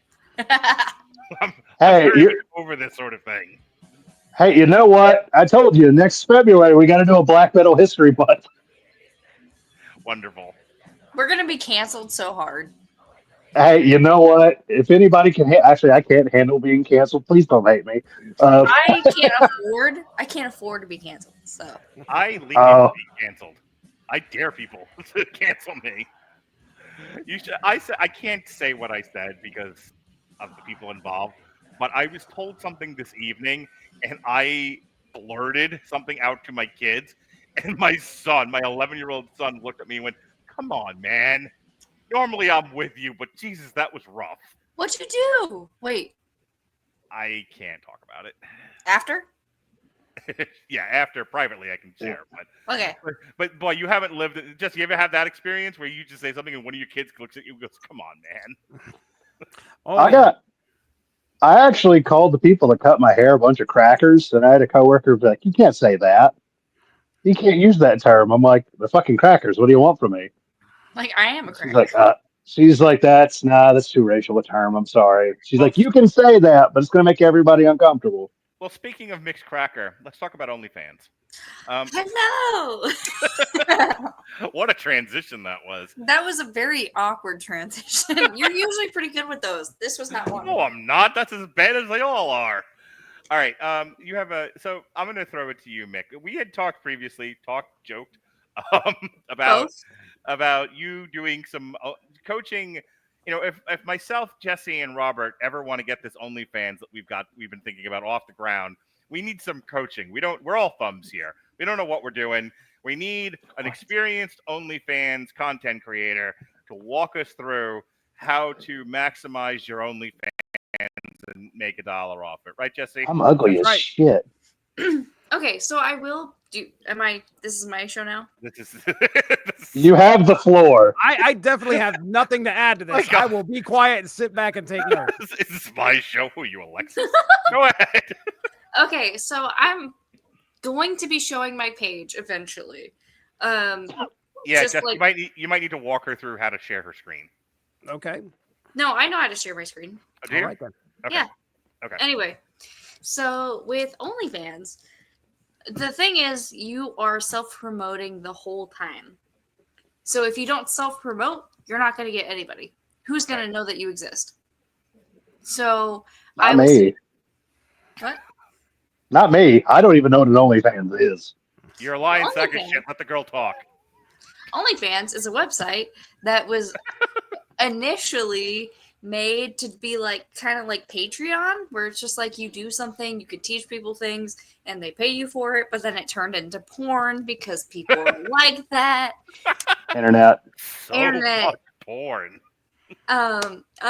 So despite the OnlyFans controversy, whatever, it's a good way for people to make money if you're down for that kind of stuff. Because if you upload a Pornhub, you're probably not going to make a lot of money. So OnlyFans is more good. than YouTube. True. We should start uploading to Pornhub, Mark. I'll get right on that. While it's still legal, at least. At least with OnlyFans, you can set a monthly rate for people, $5 a month. Because I think that's fair. It's not too high, so people aren't discouraged of subscribing to me. Because I feel like if someone's gonna cost $50 an hour, or an hour, sorry, $50 per subscription, then it's not going to be feasible. You're not going to make any money. No one's going to do that unless you're famous. Right. So mine's $5 a month. It's pretty low, but I also charge extra within that, which you can do. You could do pay-per-view. So that's essentially how the money situation works. And it's worked for me. I like it. I like doing it. I like the fact that I can post whenever I want to. Because sometimes I go on a hiatus. I get really passionate about it, and then I don't. So I don't want to ruin your flow. This is your show, after all. When am I allowed to have? When will you be taking questions from the peanut gallery? Because I have like 20. Let me give an overview, and then I will ask questions or allow questions. Okay, you got it. You'll ask them. Mark, how do you feel about subscribing? Have you ever done age play? Oh, not this again. Oh God. No. So I really like that I can set my own schedule. I can do whatever the hell I want because it's my page. And if people like me, they're gonna stay. If not, then whatever. I have 5 people who are my loyal subscribers who have never left since the beginning. I've been doing this since 2021. It's a good year. So I have the people who have followed me before follow me to my next account, and like they don't mind that I take hiatuses for like 3 months because sometimes it happens. Sometimes I'm not into it anymore and I don't feel like posting anything, and then I start right back up and I feel sexy again. But that's the reality, and my regulars know that and they love it. So yeah, that's the general basis. And I could any questions so far? I'll ask that. I actually content creating, whether it's of the explicit nature or not, I've always been of the belief, and so let me couch it this way. When I started doing TikTok to promote the podcast, I started doing a lot of research on how are you successful on TikTok, and they were like several posts a day. Like the people who really make money at this, they are posting incessantly. At least once a day. Yeah, at least I do it once a day. But I mean, like these people, it's like all day long. And I think the optimal number was like maybe like 6 in a day, every few hours. And there were like periods, there were windows where there was optimal posting time. I don't have that kind of time. I work a full-time job, but I did start posting every single day. And the question I had for you is, how does it affect? I know you said you have loyal people, but like, do you see like a drop in people interacting with your content when you go on hiatuses? I do. So when I'm actually active and like consistently doing it, I will be doing it like once every day or once every other day, depending on what content I'm shooting at the time. And I noticed that I go from 10 subscribers to 5. And which doesn't sound like a lot, but like when you think of social media, people can follow it. Like for my page being $5 a month, people will drop off, and I'm making what? Okay, so 5 times 5 is 25. So I'm at the very least, if you're not paying for specifics, it's $25 a month, which is not bad. It's extra money. It's grocery money. It's not bad. And it's what I want to post, which is, I like that. It's not like I'm working at a strip club where I have to really bring it. So let me ask you this: how often are you promoting though? Because any girl that I typically don't pay attention to this stuff anymore, but when it was really, really big and there was a lot of stuff on Twitter, that's where I noticed it, because I would see a lot of the posting on Twitter before I knew there was even an OnlyFans. That's how I learned about it, was just being active on Twitter. Every girl that I've ever talked to that did OnlyFans, they were incessantly promoting themselves. They were all over Instagram constantly, all over TikTok constantly, and all over Twitter constantly. So how often are you doing that kind of promotion? So I have my links on every single bio, on every single page, except for Facebook. Because my mom follows me on Facebook. So I don't promote on Facebook. I have promoted on Twitter. I've promoted on Reddit for a time. I don't really follow that anymore. It didn't seem to do anything. Instagram, I've had quite a bit of people do that there. But honestly, I promote in real life too. So with being a young presented female, a lot of people tend to hit on me, like in bars, public situations, whatever. So instead of being like, ew, no, get away from me, I go, you know what? If you want more, go follow my OnlyFans. Oh, that would crush me. That would fucking crush me in person. I'm gonna be honest. I'm talking Dude, about that's happened. That's happened. She is That's not happened so much on dating site, by the way. God. Oh no, I've been coached to be like, you should go on Tinder. I was gonna say, that was the next thing out of my mouth was the amount of girls who are on dating sites promoting whatever content they produce. So one of my exes, and he's been in my content before. We've both been really into doing the porn thing. And so he has his own OnlyFans, I have mine. We collabed at one point. Didn't end up using it because apparently he sucks. Okay. Hang on one second. Jesse, are you okay? Unattended? You look like you're struggling with this segment. I'm coming up with questions. Oh, okay. Oh, perfect. Okay. I will. As long as you're coming. I will be down to answer any questions. Okay. I always have to check in on my partners, Mik, and I want to make sure Jesse's okay. Of course. You're such a good daddy. That's what I've been told. Brr. Where was I? Oh, promotions. Yes. So I promote a lot individually, especially if someone's being creepy. But because instead of being like "fuck off," I could be like, "Well, you can spend $5 and subscribe to my OnlyFans," and then I make money. Yeah, yeah. I will not date you. You do not have a chance. But sure, I'll take your money. I'll take your money because at least I'm doing it for something. Do you promote on TikTok at all? Huh? Do you promote on TikTok at all? Because I would say a fair amount of what comes through my algorithm is girls doing my favorite one is the one she's a really pretty girl with huge boobs and can't get a date. She just can't seem to find the nerds who watch the Star Wars. Oh no. God, that stuff angers me so much because I'm like, you don't know the struggle, man. Like you're probably a dick. The amount of girls I've seen who that's their pitch to get guys to go to their OnlyFans is, I'm so perpetually single and I love to stay home and eat and watch Star Wars. And I'm like, get the fuck out of here. That's never been me. I've fallen for that once or twice. That is so hard. Are you serious? Look, I'm not always the smartest. Well, I don't know. I'm not going to say smartest. Sometimes I'm a foolish son of a bitch. But as soon as they mention OnlyFans, I'm like, no, I'm good. We're done. If you are a 5 or above and can't get a guy, the first thing I'm doing is checking your profile for a link to an OnlyFans. That's what I've started doing because I've quickly realized it's easy bait. Yeah, it is. I'm a lonely fish. A lot of my subscribers will be happy with a bathroom mirror pic.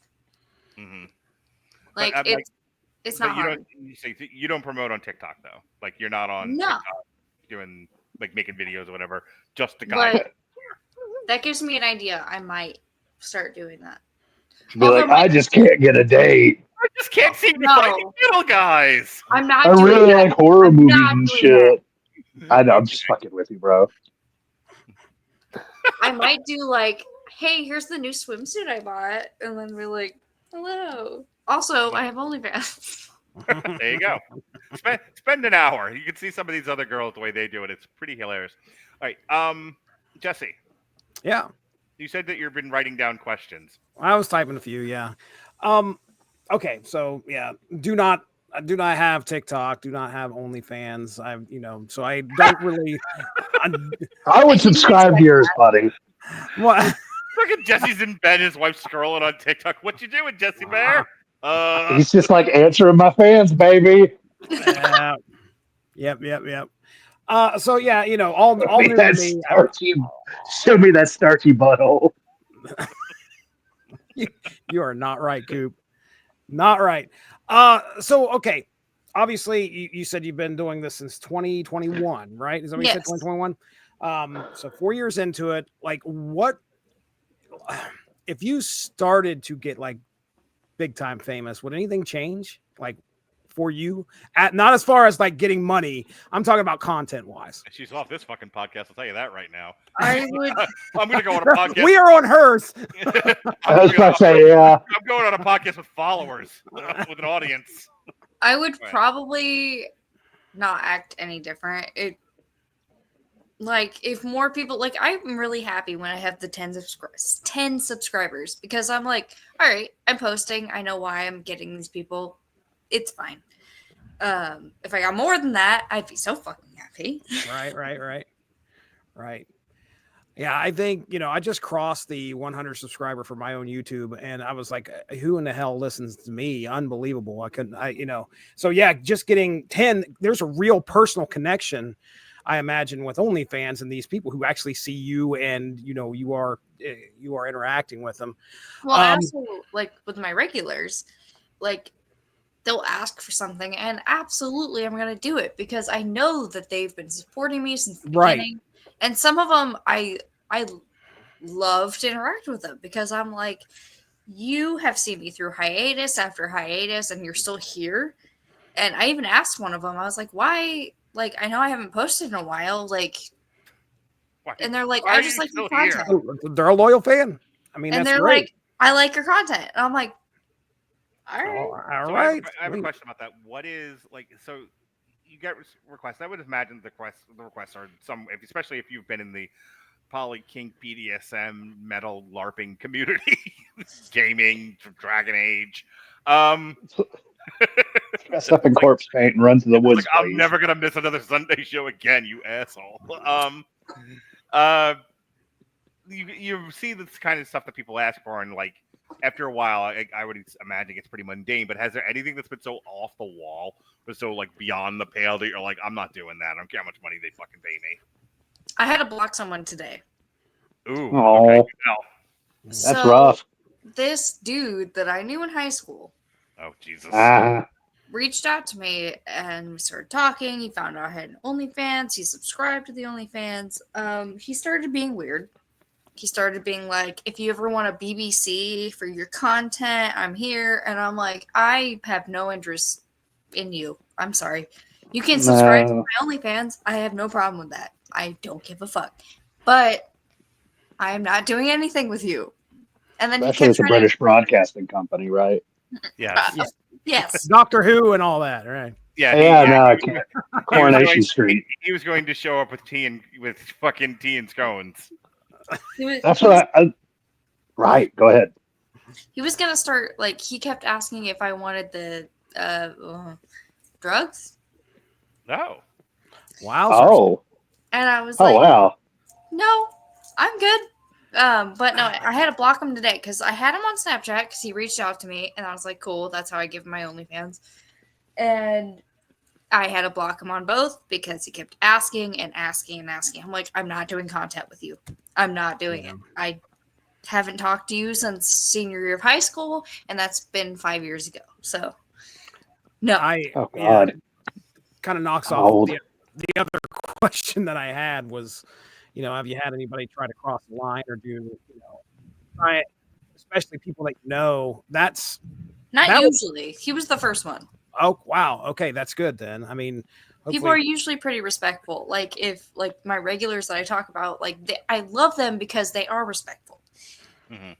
They know that I'm a human. They know that I'm doing this for myself. So they get what they get. What, I mean, obviously there's a financial incentive, but so take that out of it. What was the other reason you decided that, and this is firmly under the umbrella of sex work is real work. So just so you know where I'm going with this, we're not going back to the 2 hours ago where I was like, so about face piercings. What made you decide to do OnlyFans? You know what? I'm gonna let y'all estimate because I also really have to pee right now. So I'm gonna be right back. Oh, we get to try and figure it out. Okay. Yeah, y'all try to figure it out and then let me know. I'll tell you. I'll tell you money. About you. I mean, that's About- gotta be. about you. I was You gonna. gonna tell me about your OnlyFans, Jesse? I was actually gonna say I had like, to be honest, I'm not gonna say it's not easy money. I'm not saying that it is, Right. but I mean you're an attractive young female. You are. It's not a good way to put this, but it's a commodity people want. So like, Let me if you got it, people are wanting to pay money. Fuck, why not? Like, to be honest, there have been times where I'm like, fuck, I wish I wasn't such a big ugly lug. Like, I couldn't figure out. And I've made that joke to people before, and they're like, you just got to find your niche. And I'm like, So here's the thing. how? It doesn't matter how fat or ugly or short or tall or hairy or old you are. There is a niche for everything. Somebody's gonna want to fuck you. Somebody wants to see you step on tomatoes or some shit. Let's put it this way. Tony Alice. My problem with doing OnlyFans. Tony Alice. My problem with doing OnlyFans isn't the creation of content; it's the incessant promoting I would have to do to get anywhere with it. And I'll equate this to like not that I want to do OnlyFans. My point is like my objection to doing. I subscribe. Thank you. My objection to doing so is entirely based on the amount of work it takes to maintain it, not the creation of it. But by that token, you look at like the podcast world just as a parallel. I get frustrated with doing this at times because the podcast market is so fucking flooded. When celebrities started doing it, like Amy Poehler has a fucking podcast. Yeah. Like how are we supposed to compete when that one? A common refrain right now is everyone's got a podcast. Right. Like how do you find any kind of distinction in this crowded of a marketplace? Which goes back to what I was going to ask you, Mik. Now, if you want to answer the first question, that's fine. But I think the other thing I really wanted to know, and then I was going to hand the segment back to you. How do you create distinction so flooded a marketplace? There are a zillion OnlyFans pages. So I was listening to you guys while I went pee. I'm sorry. Oh, good. So the reason why I started...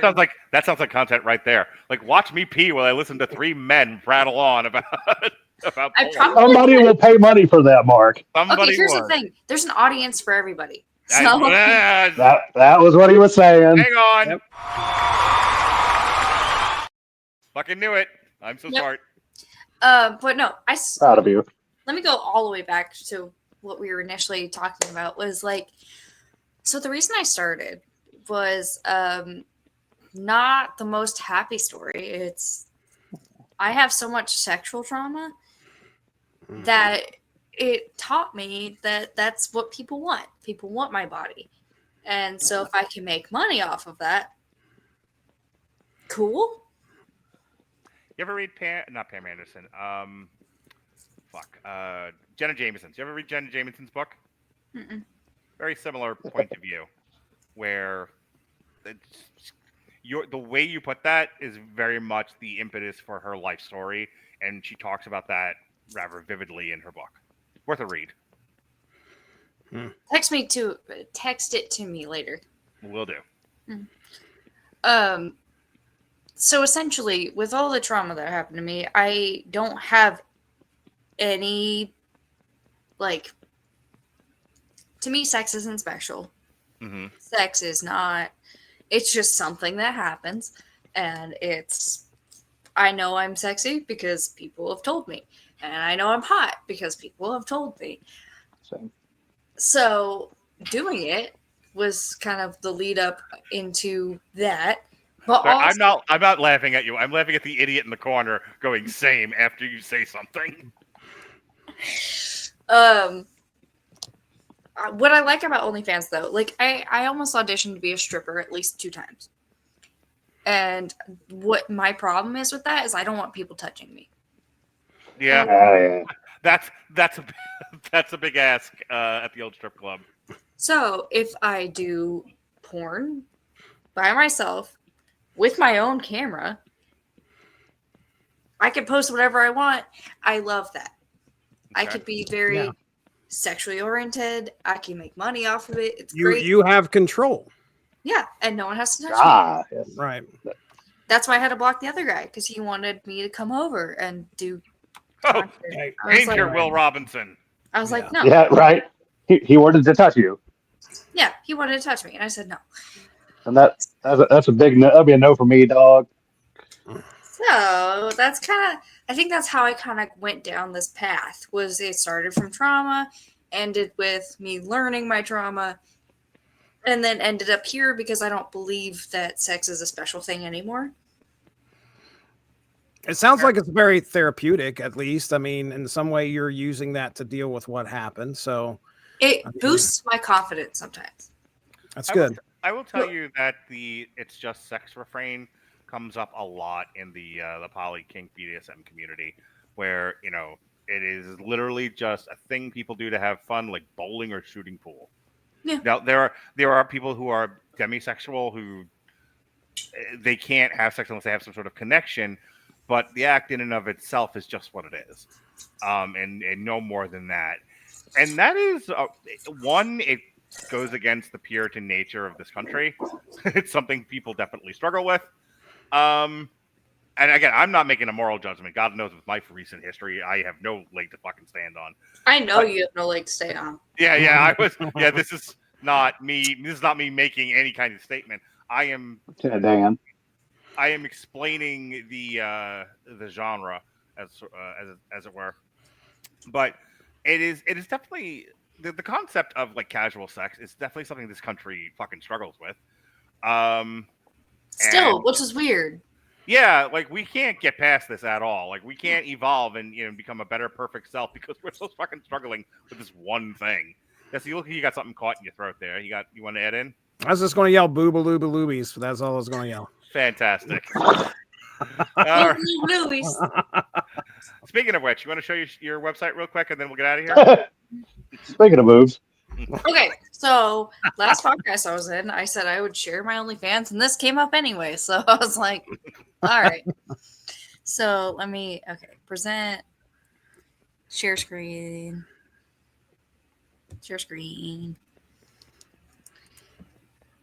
I'm learning this. No. She already knew how to do it. She's great. I already know how to do it. It's easy. Okay. Yeah, it's like riding a bike. There we go. Ah! Okay. my eyes. I can't scroll down because of very specific reasons. Tell me about that mermaid picture in your banner there. So I kind of projected the siren attitude. Okay. Like, I'll lure you in and I will kill you. Yeah. I was going to say, she's going to murder you. Nothing makes me want to pay for sex more than the idea that I might be killed. But if I'm hot, then I mean, yeah, at least you're going out on top. And this is what I chose as my profile, which is fine because I posted on Instagram once. Oh fuck. There we go. So essentially what I post to my feed is whatever I want. I edit a lot of my own pictures, and so this one specifically I did the photo shoot by myself. Mm-hmm. Oh, neat. And I edited it to have more of a saturation with the photo because I liked the like old school vaudeville feel to it. Yeah. A lot of my stuff feels very old school. Like I'll put a filter over it that's like specifically looks like an old photo or whatever. I'm just a siren in your interest. I have an eye for art, but a heart for lust. A heart of lust. Fantastic. Oh. That's all I can show you guys. Yep. All right. I find it interesting that you could sign in with Spotify. I've never seen that on anything ever. Like you sign in with Spotify. I like that was your fucking takeaway from that. Well, he's trying to look away from all the women folk. I was going to say right above that caught my eye too, and then I was like, "Oh, wait a second, sign in with Spotify." I love you, Jesse. Interesting. So I'm going to plug myself since I'm here on the page and it's on the screen. Oh, that's different. If you want to follow my OnlyFans, it's $5 a month. It's a Siren Creates, and that's what it looks like. So I think the page has been open long enough for anyone to figure that out.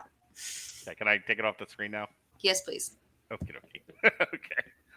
Well, Mik, sticking with you for a moment and sharing something else here. You have a video that you wanted us to play. Yes. Tell us about it. So I love this music video because I think it's so funny. What music video is that, Mik? That is Jekyll and Hyde by Five Finger Death Punch. Oh, Jesse and I goodness. know. Oh, Jesse and I know this one well. I love Five this Finger video. Oh, this band. Is the Hey lead there, singer gonna be wearing Captain his hat? America. I hope he's I wearing love his hat. Five Finger Death Punch. Oh, I've I'm seen Five sorry. Finger Death Punch a few times in concert. They're fucking great. But Jesse and I have also had a big laugh at Five Finger Death Punch. So, Indeed. you know, we've had fun with this band. So here we go. This is My dad and I saw it. Jekyll and Hyde by Five Finger Death Punch. When So I they're used sitting to... around trying to figure out how to go viral. Oh, too. look, it's corpse paint. Oh, That is it? I'm not sure anymore, man. there, he's got his hat on. Okay, good. What a douchebag. I think Ivan Moody's a giant fucking douchebag, and I'm gonna say that like just right up front. I haven't made a decision on that yet because like he does seem like a douchebag, but I haven't seen him do anything douchebag related. I mean, just look at what he's wearing. He's asking for it. Speaking of he's asking for it, I'll be right back. Oh, okay. Oh, All right, go have a wank. my OnlyFans page. That's why. I Uh, didn't know Mark had guests over. What's that shirt, Coop? Cthulhu? Cal. Cal- Cthulhu? Lulu. Hey, send Hook. All right, Zoltan's funny. Is he taking a piss? Yeah. Yeah. He's doing what Mark's doing. Well, look at him. He had a piss. I had a piss earlier, so. You did. Yeah, I have to piss, but you know, just gotta test myself. Like, just look at that man. How do you look at him and go, he's not a douchebag? No. I He's don't just, know. Did you I just just look pick, at- like I was gonna say, did you just pick an interview video? Where's the song at? Oh, here we go. Okay. Oh, there it is. All right. Dude's got his hat on. He has a Yeah, hat he's on. like I farted in an Arby's. I really am gonna write this DMCA song, by the way. Like Please Dude, do. We would love to hear it. I said last time, I thought last time I did a damn good job. I agree. Let's talk about Mark shitting his pants. Right. I was thinking about getting a tattoo for Metal Hammer of Doom. Speaking of tattoos from earlier. Wow. Oh wow, that is a commit to the bit. That is right more there. commitment than I've ever made to this thing. Wow. Mark, did you hear that? Can we go through any show without talking about me shitting my pants? No. You No. opened the conversation. You're the one that literally was like, "Hey guys, let me tell you this entire story about my bowels leaking." Bro has minion jammies on right now. Yes, he Right, does. So are you getting a tattoo of me like shitting my pants? What happened? No, Yeah. no. Yeah, I that's- want to get a Metal Hammer of Doom tattoo, but I don't know what I want to put as it. I have a There's I the have logo right there. It's a guitar crossed with toilet paper. I could have- do that. Don't test me. I will do it. I fucking have a metal gauntlet hammer. dropped. Yeah. I have a Metal Hammer of Doom shirt. The only thing is that says Metal of Doom. The Metal of Doom. It got You know, misprinted. you It totally got misprinted, and so I have a Metal of Doom shirt. Should I design something that's not AI so we can have a good We would love logo? that. yeah, I'd We would appreciate love to that. do that. What, And then what we if can make what if, t-shirts. I was just thinking, what if you got that logo and then had the toilet paper like kind of snake around your arm? Have it like right here. I would love to Yeah, explain that years later. So they yeah. have these- Be like, So there were these three old heads I used to do a podcast, a very tortured podcast with, and they would listen to music and tell stories about them shit in their pants. Why would they shit in their pants? I don't know. One of them was old and fat, and apparently can't control. Shit their pants in a what? Taco Bell, Dunkin' Donuts. Well, yeah. no, he Probably couldn't both. get into the Probably Taco both. Bell, so he ran to the Dunkin' Which Donuts. time are we talking about? Because there's more than one. Oh, You dropped your Finish at the girlfriend Dunkin' off. Donuts. I forgot the order. You tr- Finish at the Dunkin' you- Donuts. Yeah, you dropped your girlfriend off. Your tummy rumbles. You're like, I gotta take a shit at the Taco Bell, Yeah, no, and that was Taco Bell's like, no, Mark, you're wearing Minion pajamas. You're not yeah, allowed no, in. it was the Dunkin' Donuts that I destroyed. Oh yeah, and then that's why you shit your pants because you couldn't make it to the Taco Bell because they wouldn't let you in. Wonderful. It's what you get for wearing Minion pajamas when you drop girls off at their house. What You'd is be like wrong Ivan with that? Moody over here. Oh, Did we really need a color guard routine with the fucking bat? yes. I don't Uh, call it. I mean, do we call it color guard anymore? I don't know. So the interview scene was literally them being like, "I want to make the stupidest music video known to man." okay, all right.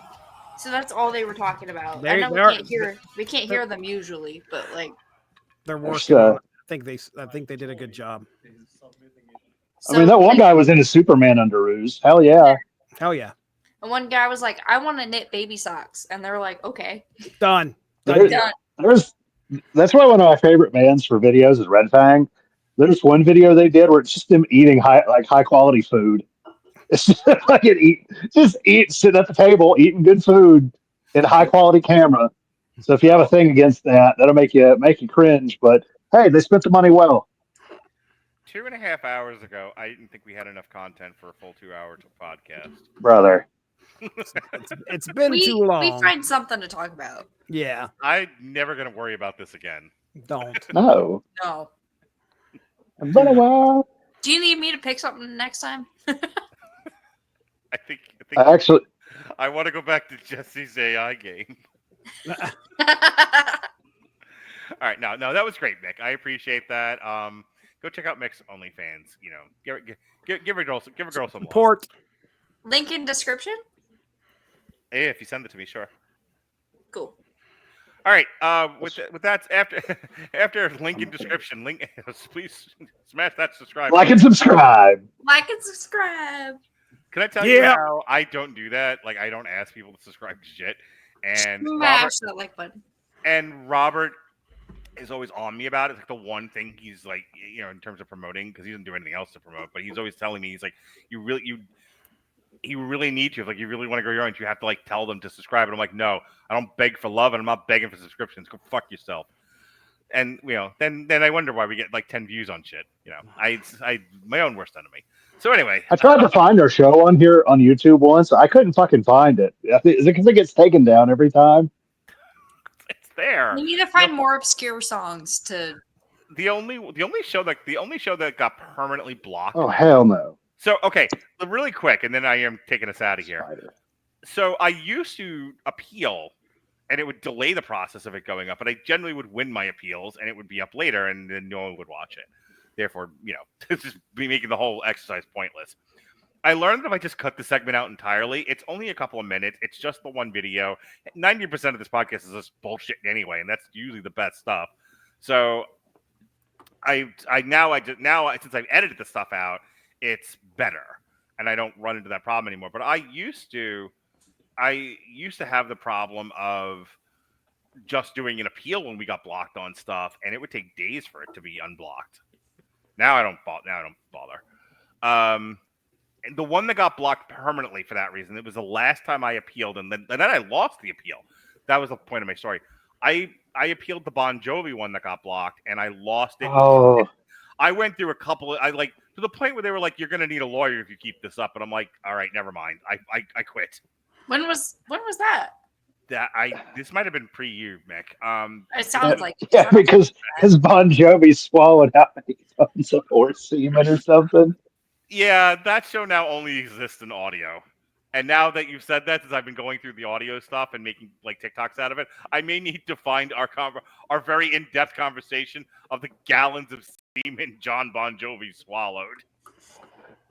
I didn't know that. Apparently, that wasn't John. I forget who it was. It was Rod Stewart. Rod Stewart. Apparently that. We went through Oh a my whole God. thing about all the various rumors of men in the 80s swallowing gallons of semen. This is what we do with our time. Fair. Yeah, and apparently the reason I was reading an interview why that happened is because he fired his publicist, and his publicist got pissed off, so they reported that happened. Oh, that's funny. Oh, nothing like a little passive aggressive publicity. All right. Folks, that is, for God's sakes, the Metal Hammer of Doom Jukebox. As This we has do. been fun. Yeah, as like we do. Tomorrow, Mick will be back. Hey, if you enjoyed Mick and her OnlyFans, she'll be back tomorrow. Don't talk about your OnlyFans tomorrow. We'll be with Robert. Yeah. I will send you my link, and it will be on this video. There you go. Yes, tomorrow you gotta clean up your act, Missy. Yeah, the Mormon's gonna be on tomorrow. I have to be polite. I didn't say that. I just, Man. you know, I will fucking fight him. I don't give a fuck. I feel like Jack is talking for you. All right, tomorrow we are going to be reviewing Final Destination Bloodlines. Oh, I can't wait for this fucking lineup. It'll be myself and Robert as per usual. The punny Zach Strobel and Mik Wanamaker. Zach is in on this one? Wait, I don't think have I met Zach? You have not, because Zach only does like the kitty shit. Yeah, no kidding. He does like cartoons. He does kitties? Oh, they're gonna Don't hate say me. that about him. No. They're gonna hate me. Oh, I think Robert already hates me, but whatever. Robert hates anyone that takes attention. Hey.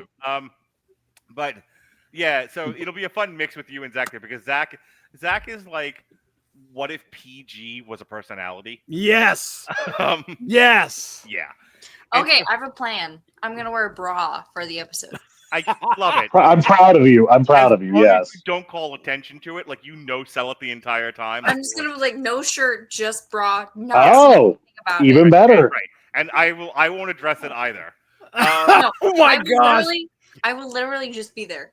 But it's like I won't say anything about it. Oh, Perfect. man. The sign I on love your you guys, forehead- by the way. That would be With hilarious. the sign on your forehead. Oh, love you too, Yeah. This Dad. is the only group I could say that with, and it's not weird. So No. anyway, like an ex-girlfriend used to say to me, I love a good gag. Listen, tomorrow we've got That's why she liked you, Mark. we got final. Shut up! I was thinking about the Warren one myself. Final Destination Bloodlines. It'll be Zach Strobel, Mik Wanamaker, myself, and Robert. Jesus, Mary and Joseph. The other Robert. And More then, handsome Robert. and then speaking of gagging, Alexis will be on TV Party tonight. She'll be hosting, and she will be covering Andor Season 2, which apparently is so good, it turned the critical drinker around and banged him in the butt.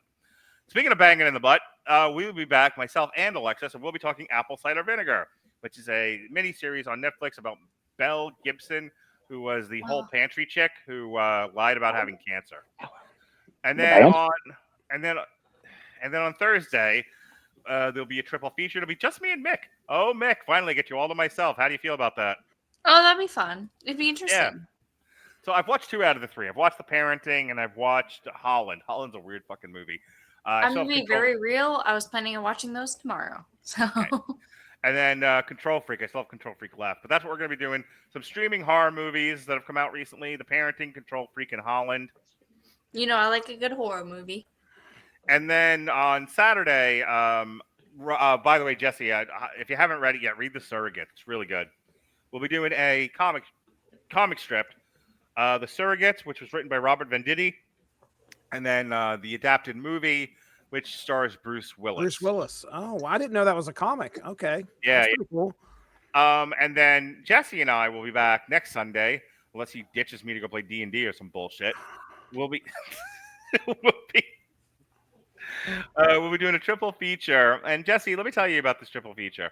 It occurred to me that I have a podcast where I can discuss movies that I want to talk about. Right. Which I didn't know before. I thought I was just a slave to the movie release schedule, or movies tied to the movie release schedule. But as it turns out, I can just talk about whatever fucking movies I want. And What you want? Right. Exactly. And I decided that I needed to show Jesse some of my favorite movies. So we're going to start with a theme of raw, unfiltered rebellion from outsiders seeking identity in a world they can't conform to. This is a genre of Yes. film. I asked AI to write the genre for this, and that's what it gave me. That's what I thought. I could tell. Anyway, the movies are Pump Up the Volume, SFW, and SLC Punk. Okay. I've never seen any of them. I've never heard of any of those. I don't think I've heard of some of them. Oh, Pump Up the Volume's Christian Slater, right? Yes. Yeah. And Oh, it's- I've seen something for that, but I haven't watched it. Is Pump Up the Volume SLC is Punk great. Matthew Lillard? Yes. Oh. And then Oh, SFW okay. is stands for So Fucking What. These are just great movies from like the 90s. You want During me that, on like, there? huh? Do you want me on there? Do you want to be on there? I'm down. What is it? Next, A week from tonight. I can do it. 25th of May. I am adding you now. Okay, I'll do it. Pump up the volume. One day I'm going to be on your movie podcast again. It's been a while. Do it. Do a Final Destination. See it tonight, and then I don't. Was it any?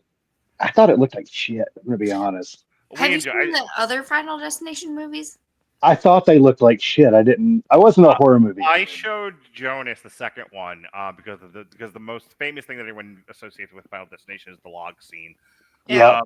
And so we watched it. We watched that one, and then me, him, his sister, and my girlfriend all went to go see Final Destination Bloodlines today. And my girlfriend apparently loves the gore, so she was having the time. I've never seen her smile so much. She's like me. Yeah, she dug it. Again, the barbecue scene, I fucking left. I was like, I'm done. I don't walk out of shit. Yes. I can hold my pee for 3 hours. I can hold my pee for 4 hours of The Brutalist.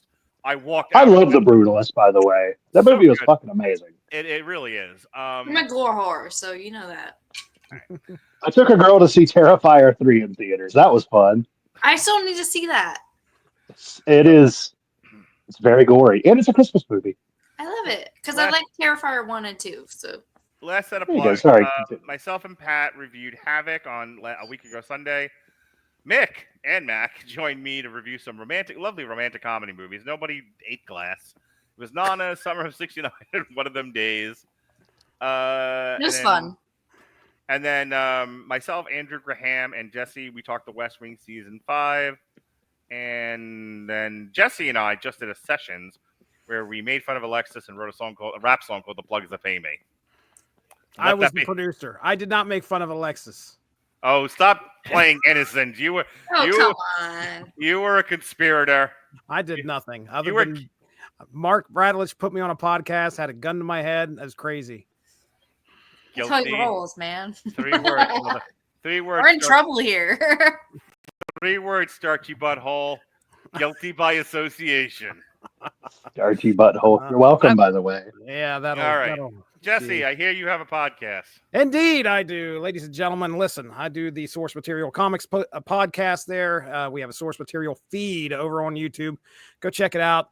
Talk comics of any era on the Source Material Comics podcast, where me and Mark Radulich just recently went back to Charming and talked Sons of Anarchy in a prequel series called Redwood Original. So we're about in the middle of that. I think the middle of that run with last Monday's airing. And then we have the 90s centric comic book podcast, which is called Unspoken Issues, in association with the Unspoken Decade. If you find them on Facebook or on the internet, it's 90s comics all around. And tomorrow, oh my goodness, we are discussing an adaptation of Teenage Mutant Ninja Turtles 3. Oh, interesting. Yeah. Wait, they made a 3? Yes, they did. Yeah, it was Turtles in Time, and it was very bad. Shit, dude. It was rougher than a sandpaper suppository. Teenage Mutant Ninja Turtles Turtles in Time is kind of like the Ninja Turtles version of a black metal video. It is the absolute. It has one of the most let's just say made fun of death scenes in a movie ever. A guy falls off of a building and lands in the sea, but there's no splash. He just completely disappears from the frame. It's bad. It's really bad. That's terrible. Yeah, it was bad. Anyway, so if you get a chance, you want to check that out, feel free to do so. And myself and Evan Bevins get together and we discuss Marvel Snap. If you have a mobile device and you like to play games, well, Marvel Snap's out there. It's a card game, and usually about 4 or 5 episodes a month. We drop those, and we just dropped our discussion on New X-Men, which is the most recent season. So get a chance to check that out. Do they have Dupe? They do not have Dupe. They have Zorn, but they do not have Damn Dupe. it. Yeah. I will say that if you want to check out, me and Evan did a actual video podcast and uploaded it to YouTube of a tier list. Don't do those too often, but we did a tier list. Oh, I love tier lists. Yeah, and it was a lot of fun. About an hour out there. So if you play Marvel Snap, check that out. I'm done with my plugs. Thank you guys for hanging out with me tonight. All right, folks. Once again, for Jesse Starcher, for Mik Wanamaker, for Robert Cooper, I'm trying to shorten that link you just sent me because it's like 80 pages long. What? Your link that you sent me is like 1,000 characters long. It shouldn't be. Hold on. It was ridiculous. I clicked on that link and it all across the URLs ever. Okay, I clicked link to profiles, copy to clipboard. Hang on, I'm gonna actually just copy it. Let's see if this works better. It's only like it's literally just a URL. I figured it out. I got it. I'm so proud of you, Uncle Maki. You're the dumbass. Yeah. Oh, tell him, girl. Totally unnecessary. I love you. I'm not going to go that far because that'd make it weird. Love you, Mark. That's what they all say after they abuse me. They all say no. All right. That's the end of that. Be well, be safe, and behave.